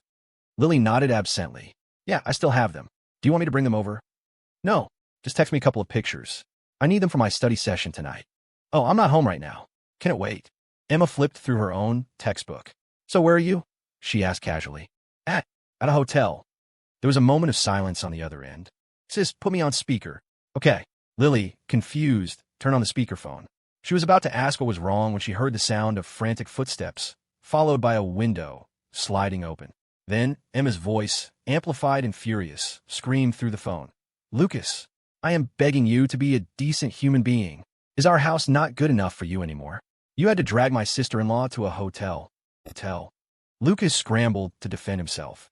She's the one who wanted to come, I swear. And you think the police are going to believe that load of crap? After another minute of being thoroughly berated, Emma hung up. Lucas had a strong suspicion his dear sister was just using this as an excuse to vent her exam stress. Having escaped his clutches, Lily resumed her tour of the room, eventually settling into a chair by the window to admire the view, her long legs swinging playfully. Lucas tossed his phone onto the bed. Enjoy it while it lasts. After you've had your fun, make sure you get to sleep early. We have a plane to catch first thing in the morning. Lily's head turned toward him slowly, like a wind-up doll with rusty gears. What did you say? I said we need to get to sleep early. We have a flight to catch in the morning, Lucas repeated, shrugging with a suppressed grin. Why else do you think I booked a hotel so close to the airport? Lily was still processing. Where are we going? She asked automatically. Didn't you say Erin was on her way to climb Mount Rainier? We're going too. And while we're at it, we'll drag her back to work. Lucas's lips curled into a triumphant smile, fulfilling his girlfriend's wish while also catching a truant employee. Two birds with one stone. This, right here, was peak Gen Z management. He leaned back with satisfaction. Lily's expression was blank. She finally remembered the plane she had seen taking off just a little while ago. She'd been tricked. Again, he had promised this was all just a dream. But the moment the words were out of her mouth, he'd gone and booked plane tickets. It costs a lot to change or cancel flights, you know, Lucas reminded her with a gentle smile. But I have class, Lily said instinctively. I have your schedule memorized. Today is Wednesday. You have no classes all day Thursday, and your first class on Friday isn't until the afternoon. We can totally make it back in time. It'll be a little rushed, but if we can't, you could just miss that one class. A year ago, when he'd first realized Lily knew his class schedule by heart, he had developed the habit of checking hers from time to time. A bullet she had casually fired a year ago had finally, inevitably, found its way back to her. He knew a rush trip wasn't ideal, but there would be plenty of time for slow, leisurely vacations in the future. This time, he just wanted to show her that many things that felt out of reach weren't so impossible if you just did them. They didn't have to remain dreams. People have a talent for inventing all sorts of difficulties to hold themselves back, getting trapped in endless cycles of self-doubt until they lose the interest or the courage to take the first step. She probably had no idea that if you book in advance, a flight could be easier than an Amtrak ticket, or that a destination that seemed so far away was only a 2-hour flight, and with a little efficiency, you could be back the next day. The world was big, of course, but for modern humans, it was also very, very small. And I don't have any clothes, Lily mumbled again, thinking that Lucas was far too impulsive. Who just buys tickets like that? Who says you don't? Lucas patted the backpack he'd left by the bed. What kind of respectable person brings a backpack with them to get a hotel room? And don't worry about Dottie. The automatic feeder has enough food for a day or two. Lily fell silent.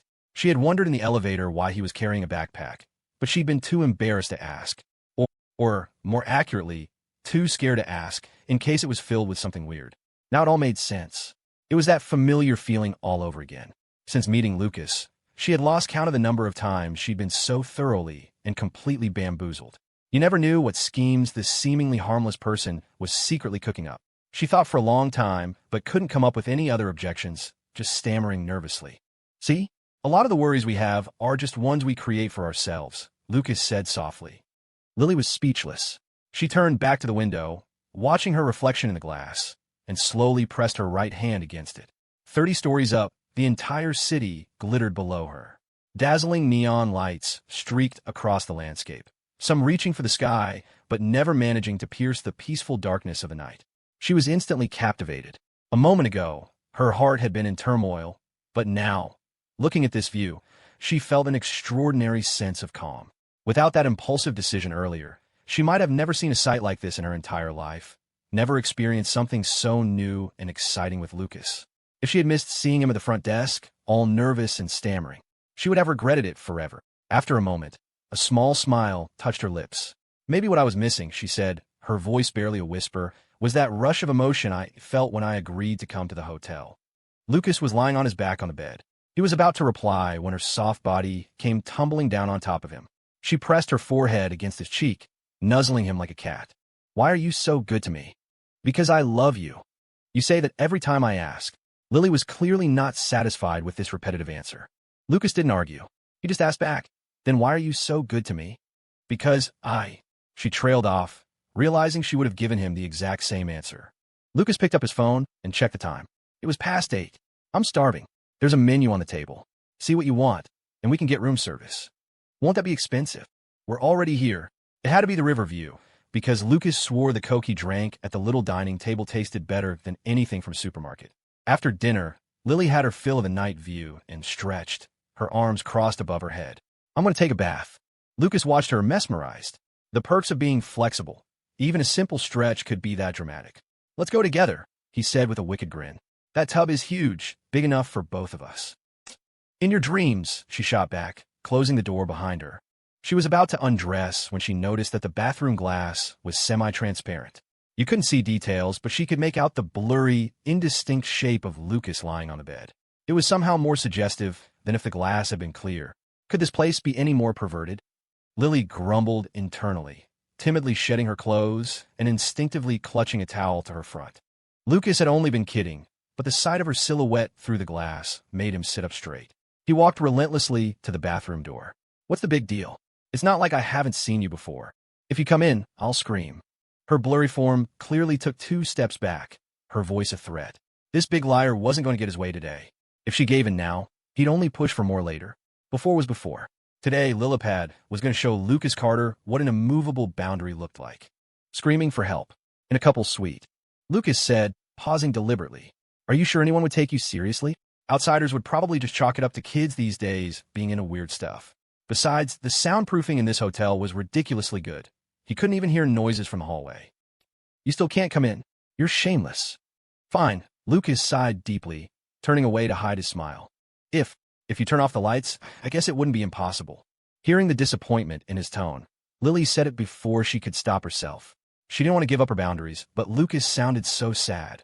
What else could she do? It was hard enough having to wrestle with so many decisions every day.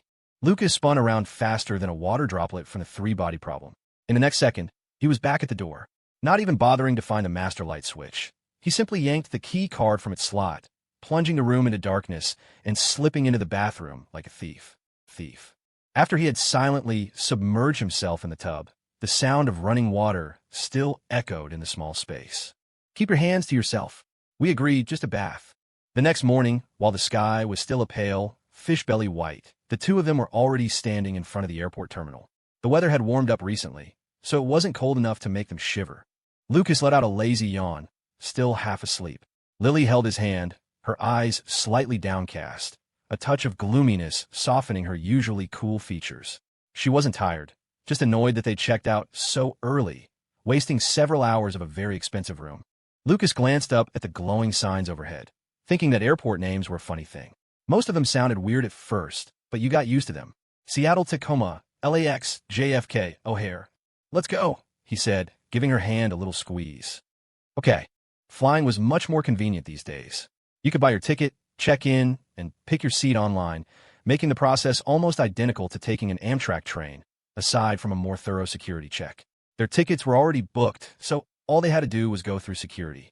That wouldn't take long either, since between the two of them, they only had one backpack filled with a change of clothes. Lucas had timed their arrival perfectly, and they didn't have to wait long before it was time to board. The early morning flights usually used smaller planes, but that did nothing to dampen Lily's excitement. However, she didn't look around wide-eyed as Lucas had expected. She simply sat by the window, quietly watching the other planes on the tarmac. So much for the legendary cool and aloof goddess. Her coolness was just social anxiety, and her Ice Queen persona was nothing more than her brain rebooting, just like it was now. Lucas couldn't help but chuckle.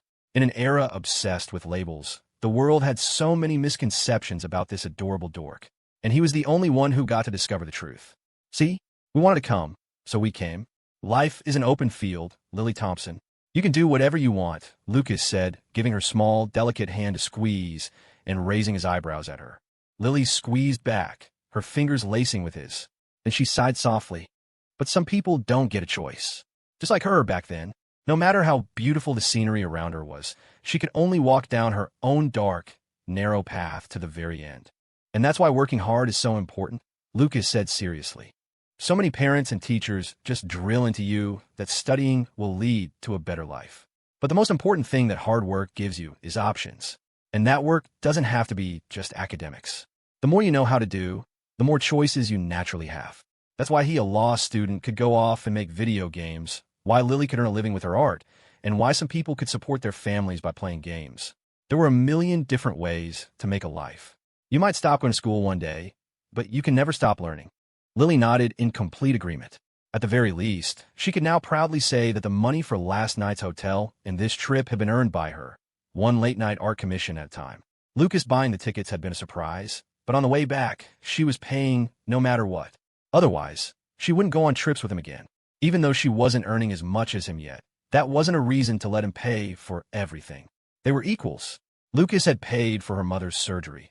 It was only natural for her to cover more of their other expenses. "There won't be any accidents, right?" she whispered after a while, leaning close to his ear. Flying this high up, there would be nowhere to run. Lucas's eyebrow twitched. He couldn't be bothered to deconstruct her dorky logic. They say the odds of that are lower than getting struck by lightning while walking down the street. Speaking of accidents, he remembered that viral video of the guy who opened the emergency exit. He grinned and nudged her arm, pointing toward the emergency door a few rows away. "You want to go give that a pull and see what happens?" Lily eyed him suspiciously. "Your tone of voice tells me that's a bad idea. Pulling that thing cost you 20 grand. Someone on TikTok actually did it once." Lily gasped, making a mental note to stay far away from that door when they deplaned. She couldn't afford that. She wasn't even worth as much as the door. Once the novelty wore off, they chatted idly about nothing in particular until the plane began a taxi. "Are we going to heaven now?" Lily whispered, trying to suppress her excitement. "I'd suggest you rephrase that." Lucas, for his part, was indifferent to flying. The main advantage was that you rarely encountered inconsiderate people blasting TikToks at full volume. Or maybe they just couldn't get a signal. On the train, he had to endure that torture more than a few times. As the plane's nose lifted, Lily fell silent, gripping his hand tightly. She rested her head on his shoulder, forcing herself to look out the window despite her fear.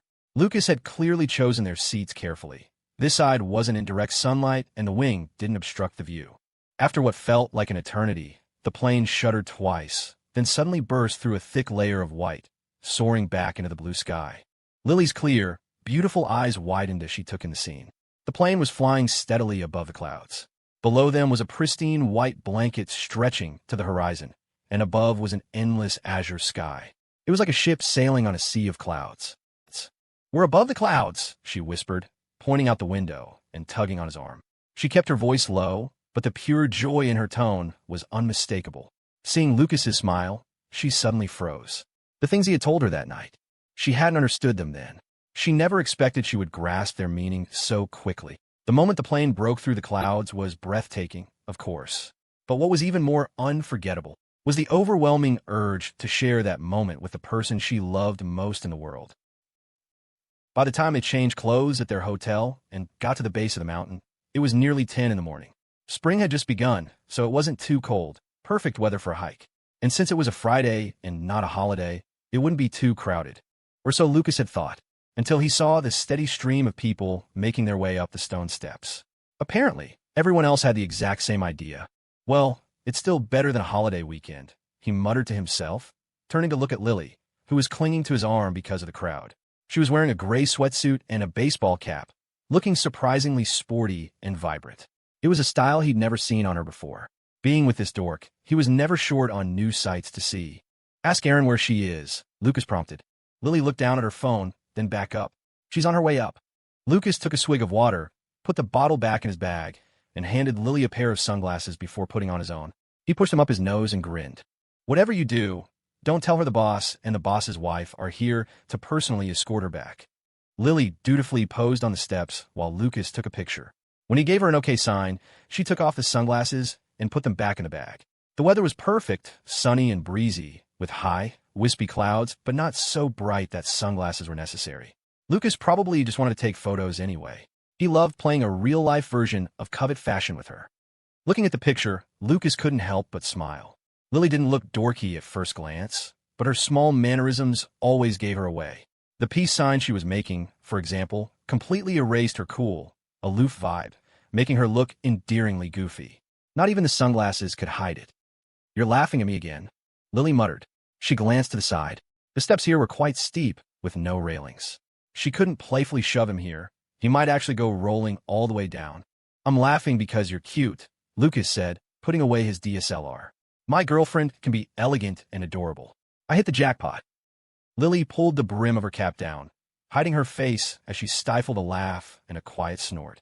"How long will this take?" she asked. "Probably a few hours. We'll just take it slow." Lucas looked up into the distance.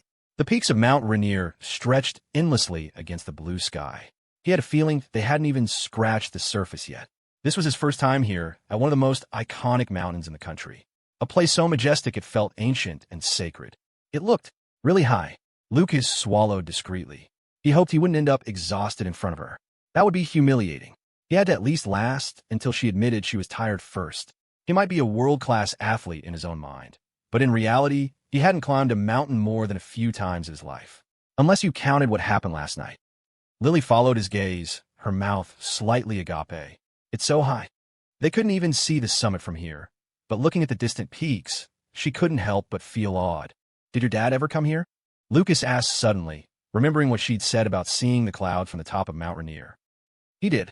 I think he climbed it at night, so he could see the sunrise." Lily nodded, then pointed into the distance. "Looks like there's a gondola over there. If you get tired later, I can go with you." Lucas blinked. "Excuse me? What do you mean if you get tired? What do you mean I can go with you? Who are you looking down on? How tired can you get?" Lucas scoffed.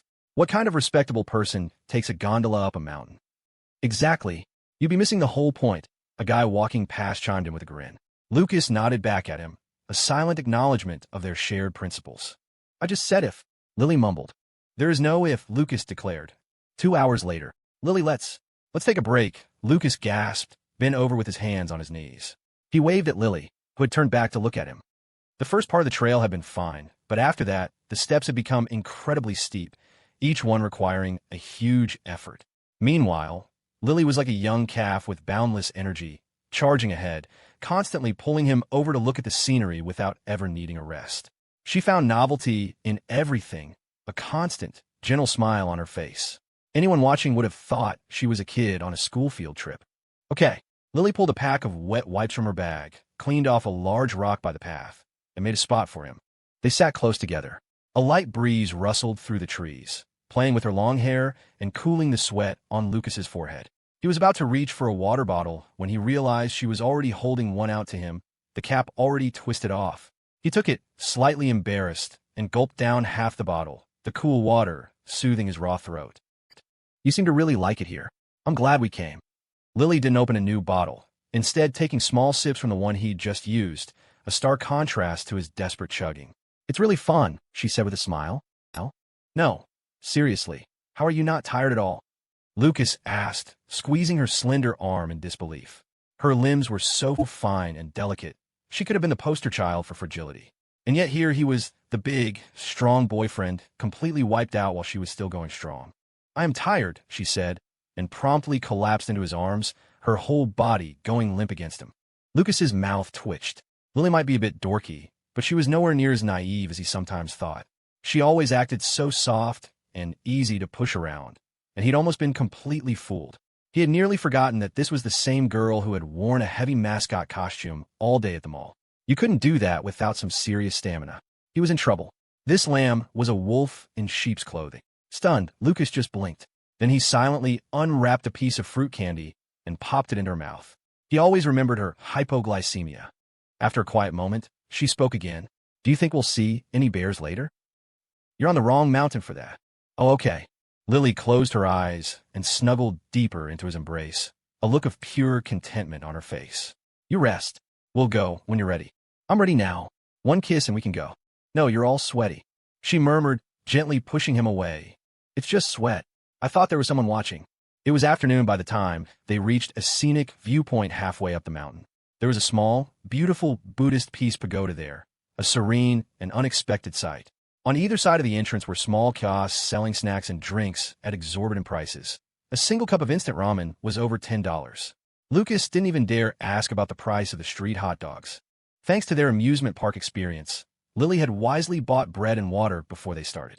Seeing Lucas eyeing the hot dogs, she quickly took his hand and pulled him toward the pagoda. Just inside, Lucas stopped. The railings were covered in small, colorful wooden wishing plaques. A staff member sat at a table with a sign that read, Wishing plaques, $30 each, with Venmo and PayPal QR codes displayed prominently. It was aggressively modern.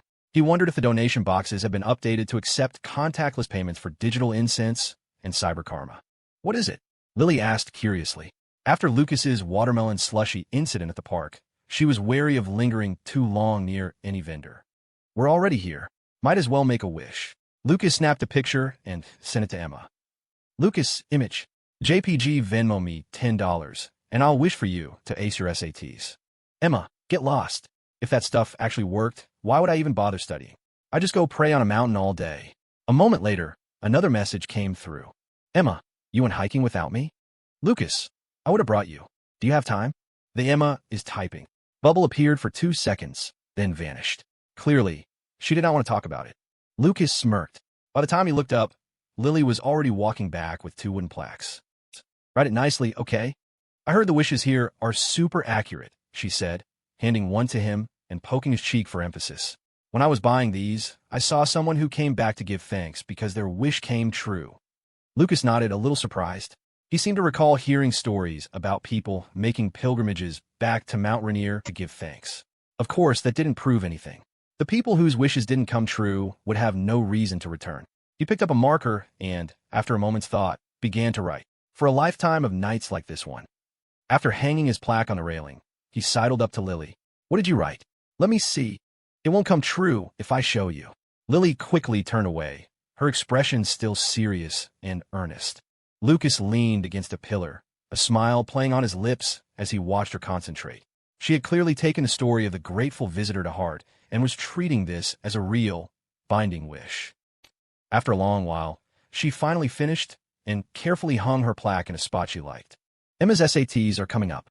We should write one for her before we go, Lucas said with a soft laugh. Okay. As Lucas reached for her hand, she let out a little huff. I wish to be smarter than you. Then I could be the one who bullies you every day.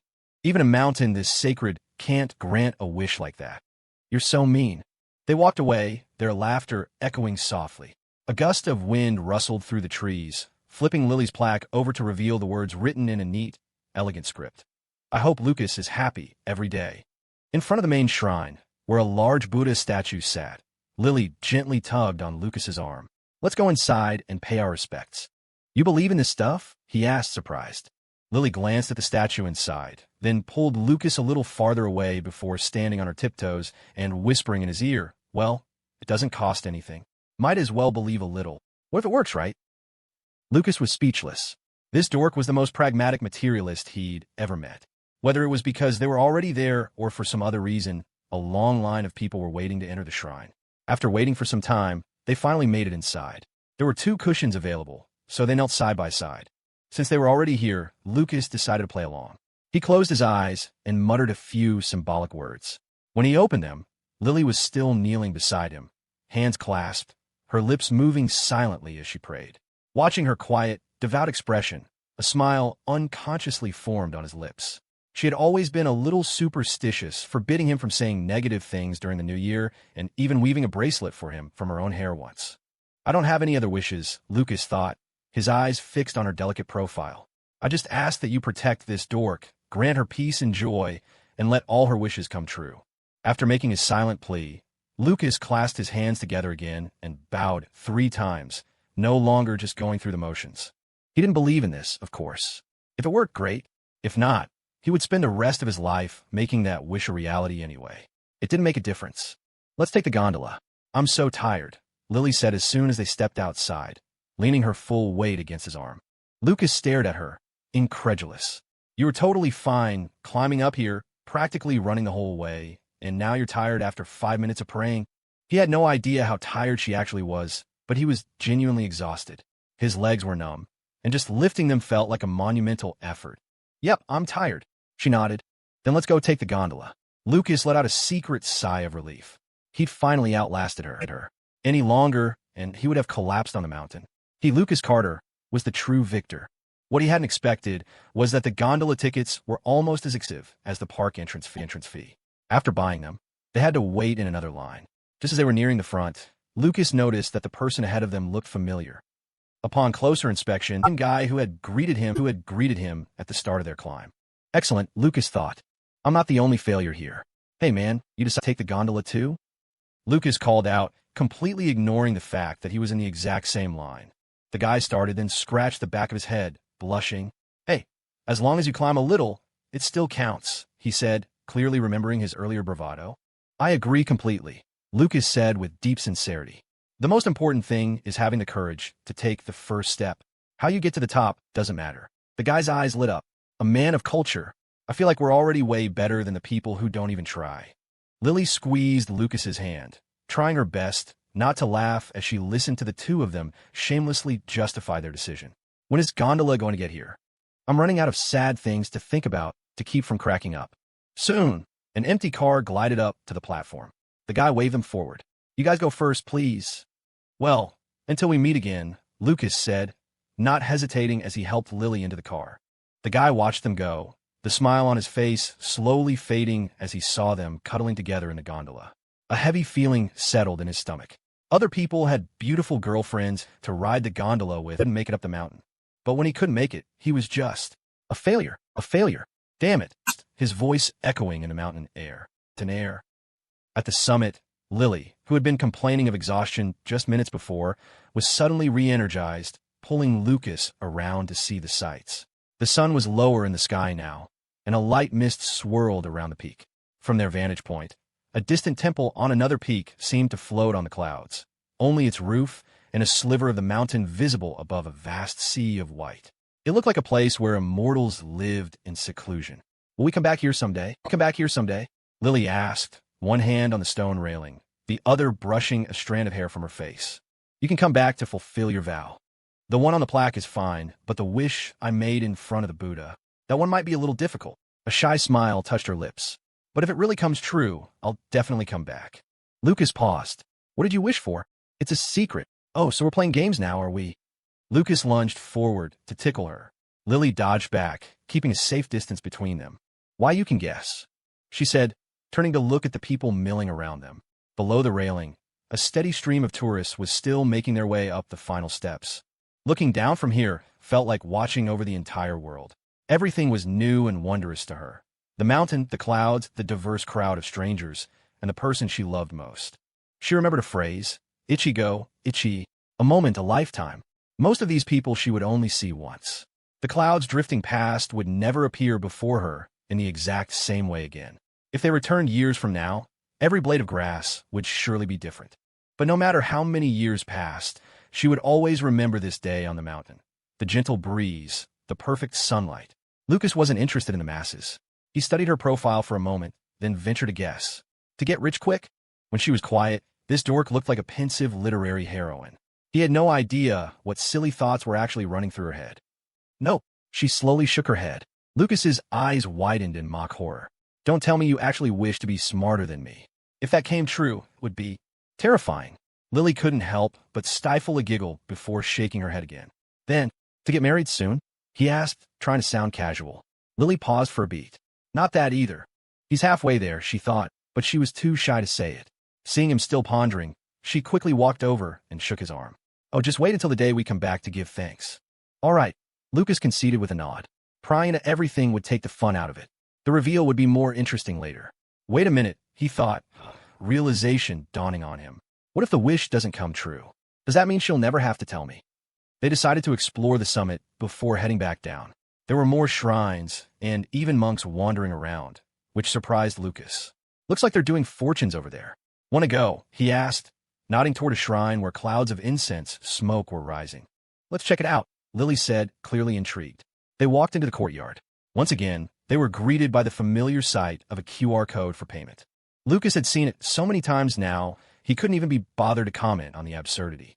They might as well set up an iPad and let tourists tap a digital prayer drum, $20 a session, with a +1 karma notification for positive feedback. After receiving a bamboo tube filled with sticks, Lily held it in her hands, closed her eyes, and gave it a gentle shake. She was a little nervous. If she drew a bad fortune, it would be worse than not drawing one at all. At least then she would know. After a moment of hesitation, she picked the stick that felt right to her, covered it with her hand, and slowly slid her fingers away. Number 15. Great fortune. It's the best one. Her first instinct was to show Lucas. Seeing her excitement, he smiled too. His dorky girlfriend had surprisingly good luck. He should have had her pull for him in his gotcha games. Maybe he wouldn't have lost a 50-50 every single time. Is that number 15? The elderly monk sitting before them asked. Lily nodded respectfully. Yes. The monk rummaged through a box beside him and pulled out a slip of pink paper with black text. It read, In idleness, have faith in the future, and a friend from afar will find their way. News travels on the wings of a wild goose. A single plum blossom heralds the spring. While Lily was blinking in confusion, the monk clasped his hands together. This fortune means that with a clear and peaceful mind, all your endeavors will be successful. Wow, he makes it sound so legit, Lucas thought silently. Of course, it helped that she had drawn a great fortune. If it had been a bad one, Lucas would have been loudly denouncing it as superstitious nonsense. Watching her study the slip of paper with a look of reverence, Lucas was suddenly reminded of the thrill of analyzing horoscopes with his classmates in middle school. He had to try. He walked up, mimicked the way Taoist priests in movies, shook the tube, and casually pulled out a stick. Number 34. Fortune. Also a top-tier one. Lucas was very pleased. For someone who consistently had terrible luck in games, not drawing the worst possible fortune was cause for celebration. At least the money had bought him a good mood. What was most surprising was that Lily seemed even more excited about his good fortune than she had been about her own, her eyes curving into happy crescents. I'm number 34, Lucas announced. The old monk raised a white eyebrow, pulled another slip from the box, and handed it to Lucas. The two of them huddled together like students examining a report card. This one was also a poem. The broken moon becomes whole again, a withered branch blooms with vibrant color. A smooth and level road lies ahead. Look up and see the clear blue sky. I'm asking about our relationship, Lucas specified, gesturing to Lily beside him. Lily froze. Oh, were you supposed to say that beforehand? What I just asked for then? Good health? A successful career? The old monk looked them over and let out a long sigh. Both of you were originally destined for difficult paths. It is only because you found each other that your fates have improved. You must continue to support one another, and your journey will be smooth, and you will protect each other.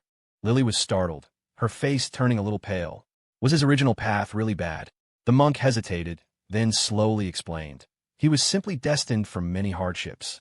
Yours was more serious. Lily patted her chest, breathing a deep sigh of relief. Lucas stared at her. Excuse me? What are you so relieved about? Did you not hear the part where he said, yours was more serious? Don't worry.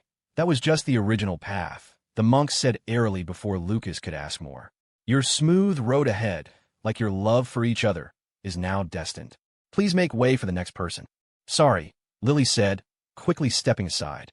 Looking at the serene old man, Lucas was suddenly convinced. If he and Lily had never met, they might still be lost in their own personal labyrinths, struggling through each day. Who had reached out first? Had he pulled her out? Or had she saved him? He couldn't remember. He glanced at the girl beside him. Lily was staring straight ahead, perfectly still, seemingly lost in the same thought. Did you hear that, Lily? The master said you bring your husband good luck, Lucas teased as they walked away. Or maybe you bring your wife good luck? She retorted with a playful smile. Seeing the suggestive look in his eyes, she realized her mistake, pressing her lips together and striding forward. Why are you walking so fast? The stalls outside are all selling snacks, and I'm afraid you'll get scammed again. Lily's voice trailed off as she stopped in front of a booth selling good luck charms. Lucas followed her gaze and sucked in a sharp breath. Everything on this mountain was expensive. A simple red string with a polished stone piece buckle was selling $4.168. Before he could react, Lily had already paid and was walking toward him with the charm in her hand. Maybe it'll work. He did say your path was a hard one, she mumbled. He also said that was the original path. We both got good fortunes, and you got a great one, you dork. The moment it was Lily's money being spent, Lucas, the chronic tourist trap victim, suddenly became frugal. I don't care if my fortune is good or bad. It doesn't matter to me. If we're counting, I've been holding a losing hand for years. Lily's expression was serious as she carefully tied the red string around his wrist. The more you've lost, the more you cherish what you have. That was Lily. Lucas felt that her mindset now was the same as when she had woven him that bracelet from her own hair. A simple plea for his safety that was also a way to comfort herself. There, it looks nice, Lily said, patting her hands together and stepping back to admire the red string on his wrist. It was, admittedly, much nicer than the one she had made herself. Lucas looked down at the piece buckle, a complex mix of emotions swirling inside him. This dork was so frugal, she'd leave a dress in her online shopping cart for half a month, agonizing over the purchase. She'd sulk for an entire afternoon if something she just bought went on sale. And yet, sometimes she was incredibly generous. Generous enough to buy him a nearly $200 good luck charm without blinking an eye. Just as they were about to leave, a familiar voice drifted over to them. Seeing as you've come here alone, I take it you're seeking a romantic partner. No, men only slowed down my sword-drawing arm. I'm not here for romance. A career, then. My career is going great. The girl's voice dropped to a mumble. I just wanted to see if this thing could still grow a little bigger. Ma'am, we cannot divine that here. Your body is a gift from your parents. It is best to be at peace with what you have. Lucas bit his lip to keep from laughing, his eyes instinctively drifting down to Lily's chest. She noticed where he was looking and puffed out her cheeks in a glare. He quickly turned his attention back to Aaron's fortune-seeking. He was just about to have Lily text her for some intel, but this was so much better. Thinking for a moment, Lucas pulled out his phone and started typing furiously. Sorry, I have to reply to a message from my boss, Aaron said apologetically to the monk, stepping aside with her phone. Lucas, when are you coming back to work? Aaron, next week, maybe. I'm still not feeling well. I've been in bed all day. I feel like I'm dying. Lucas, okay, I won't bother you then. Rest up. Aaron, I really want to come back to work, but you know my health has always been delicate. Lucas, your health is what's important. Health is what's important, my ass. Aaron scoffed under her breath. That little punk, Lucas Carter, is so easy to fool. She was mid-mutter when she felt a light tap on her shoulder. She turned around and saw Lucas smiling benevolently at her. Lily stood beside him, her face turned away, refusing to make eye contact. Aaron froze, completely solid, as if she'd been flash-frozen. For a long moment, she didn't move. She felt like she was seeing a ghost in broad daylight, and in such a holy place, no less. Actually, I came here to pray for a speedy recovery. Lucas's smile was as gentle as a summer breeze. Get back to work. Aaron stared at him. What the hell is even happening? This was so absurd. No one on Reddit would ever believe it. I traveled halfway across the country on vacation, and I just happened to run into my boss and his girlfriend. Wait a minute. She turned her gaze to the girl hiding behind Lucas. Lily, I just mentioned it casually. Lily mumbled, wringing her hands. And then he immediately bought tickets for the next day. It wasn't until they were almost back down the mountain that the light returned to Aaron's eyes. So how'd you guys get up here? Aaron asked. We climbed, of course. We got here super early and took a lot of breaks, Aaron said, holding Lily's hand as they descended the steps. What about you? Lucas rubbed the back of his neck. Us? We obviously took the gondola. Humph. Aaron's laugh died in her throat as she choked it back. Laughing now would be a death sentence. With Aaron added to the mix, the descent was much livelier.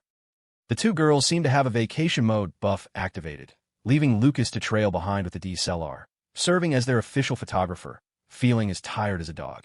For the next 2 days, it rained in both Portland and Seattle, so the three of them just hung out locally instead of going anywhere special. Lily was anxious to get back to her commissions, so they skipped a trip to the coast. Lucas thought it was for the best. It was good to leave some places unexplored for a future honeymoon. Otherwise, where would they go? He wasn't particularly keen on international travel. It was early April by the time they got back.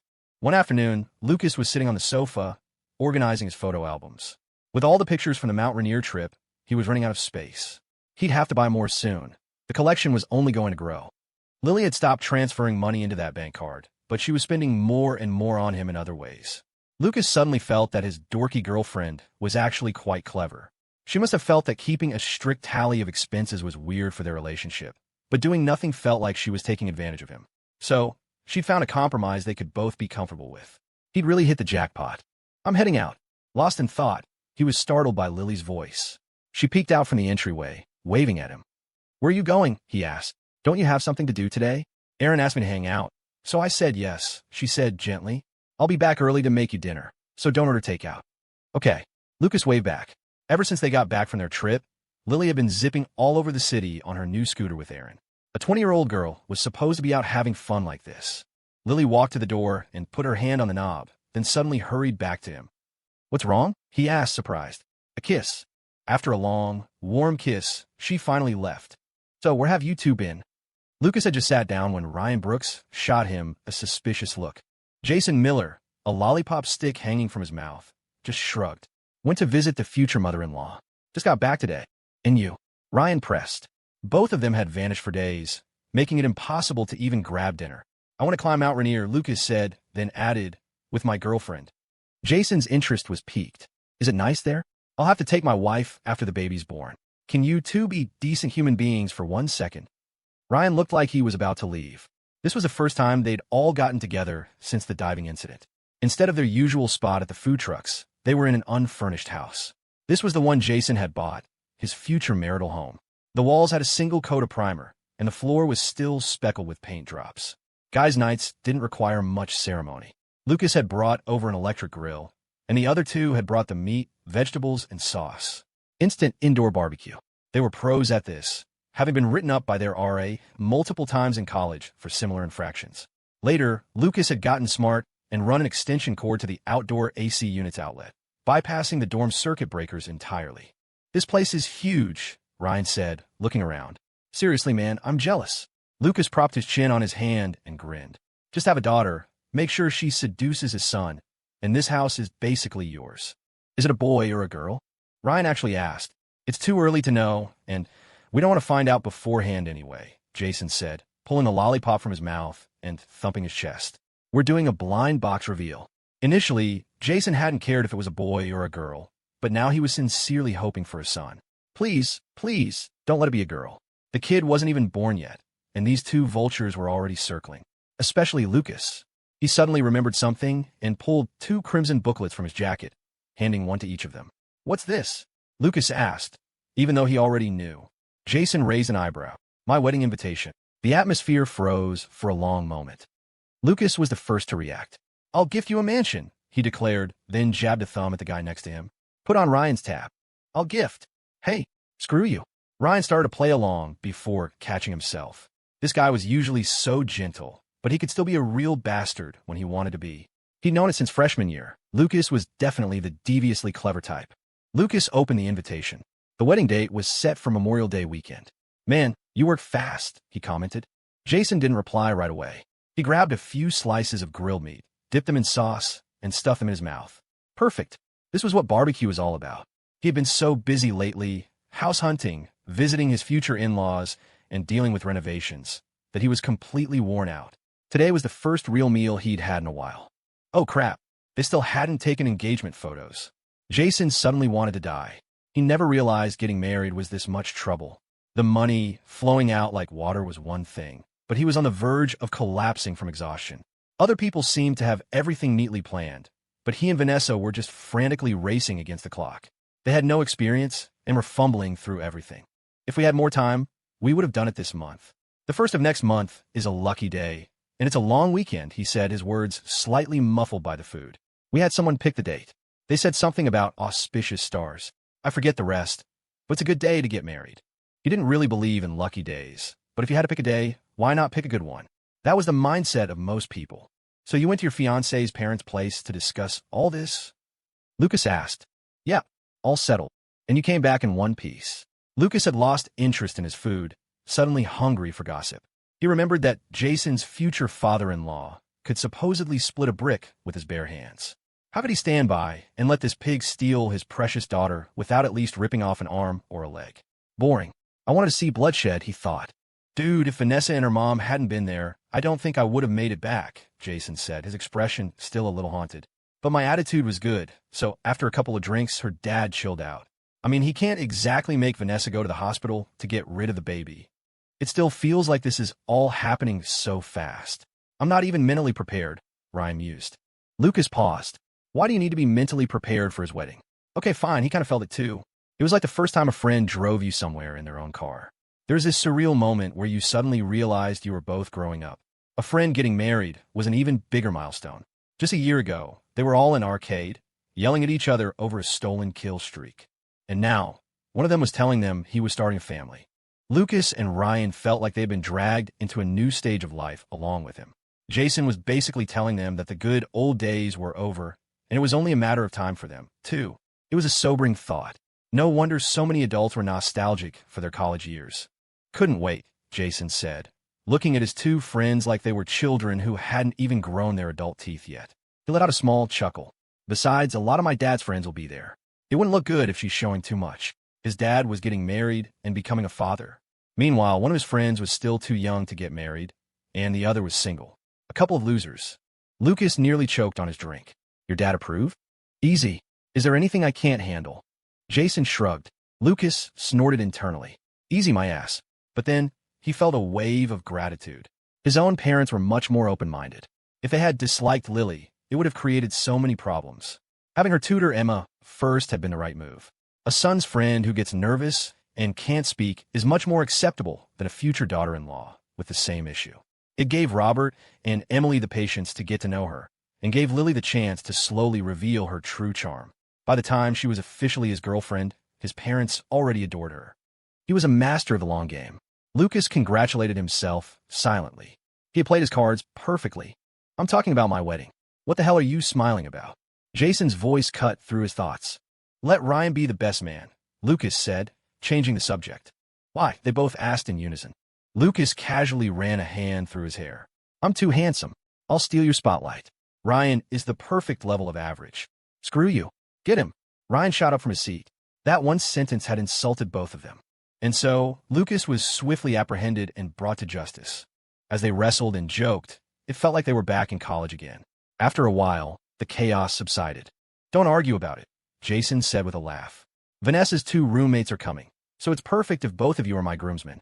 If Dylan Cooper can make it, we'll have Aaron Thompson as another bridesmaid, just to even out the numbers. There's no rule that says you can only have one. And even if there was a rule, he'd break it for his own wedding. He wasn't going to let his best friends feel left out. As for being upstaged, he had actually thought about it. But their friendship was more important than any of that. He just had to make sure Lucas didn't wear any makeup. Not asking Lily to be a bridesmaid was for similar reasons. The moment she walked on stage, no one would be looking at the bride.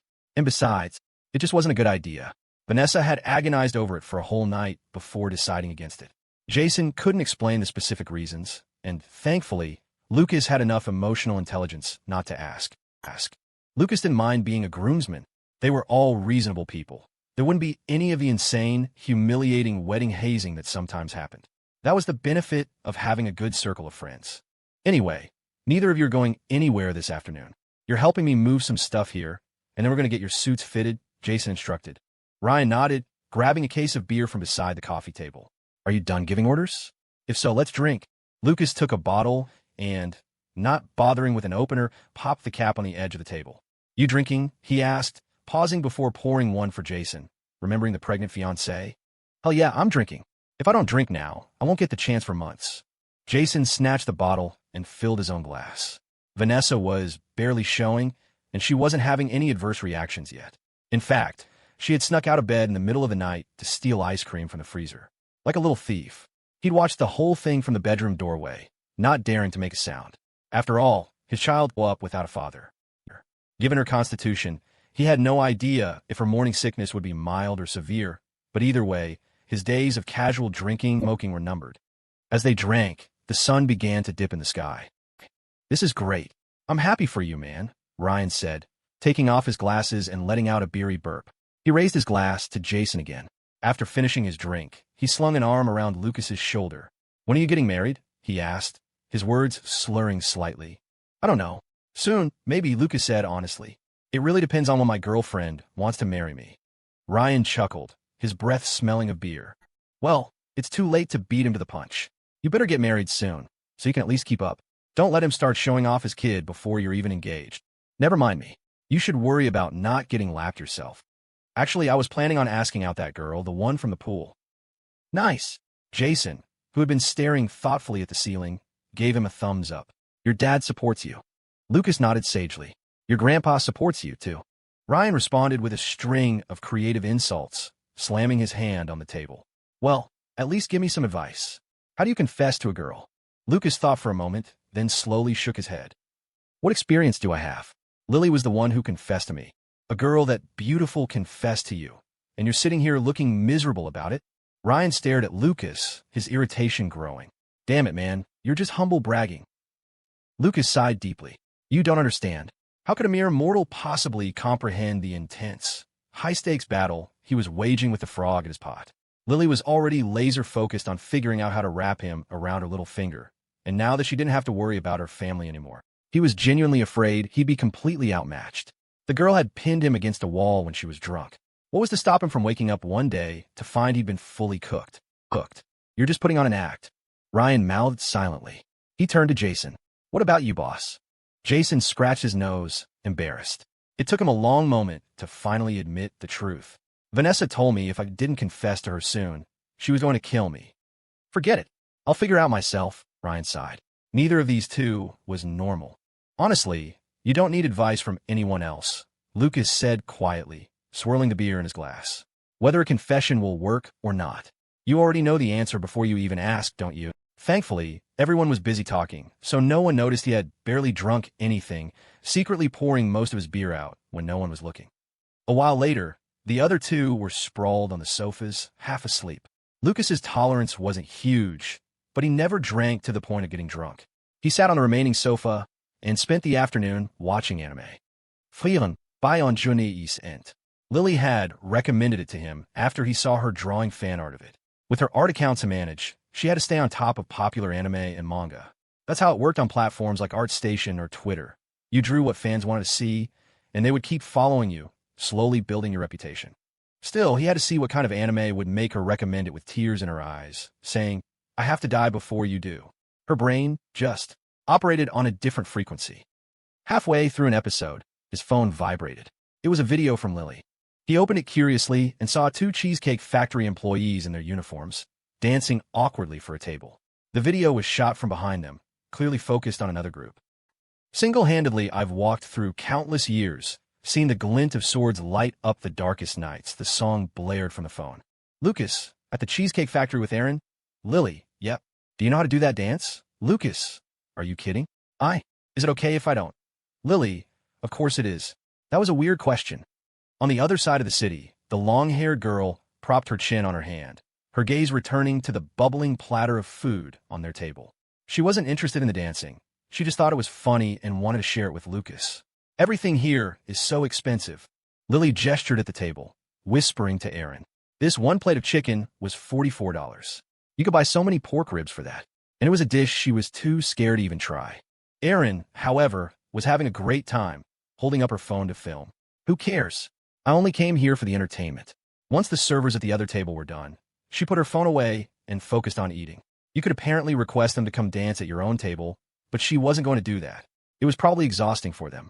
Plus, her best friend had crippling social anxiety. By the way, how did those contract talks go? Erin suddenly remembered. Lily was getting seriously good. Even Erin, who had been drawing her whole life, was in awe of her talent. In a few years, she could probably sell a stack of Lily's autographs for a small fortune. Aside from some unavoidable issues with anatomy, a common weakness for artists who hadn't been drawing for long, Lily's sense of composition and atmosphere was on another level. It was a talent that even many seasoned professionals would kill for. It was something you couldn't learn, a kind of innate artistic instinct. Erin felt a pang of sentimentality. Thank God Lily had met Lucas. It was a crime that her incredible talent had almost been buried. 2 companies are talking to me.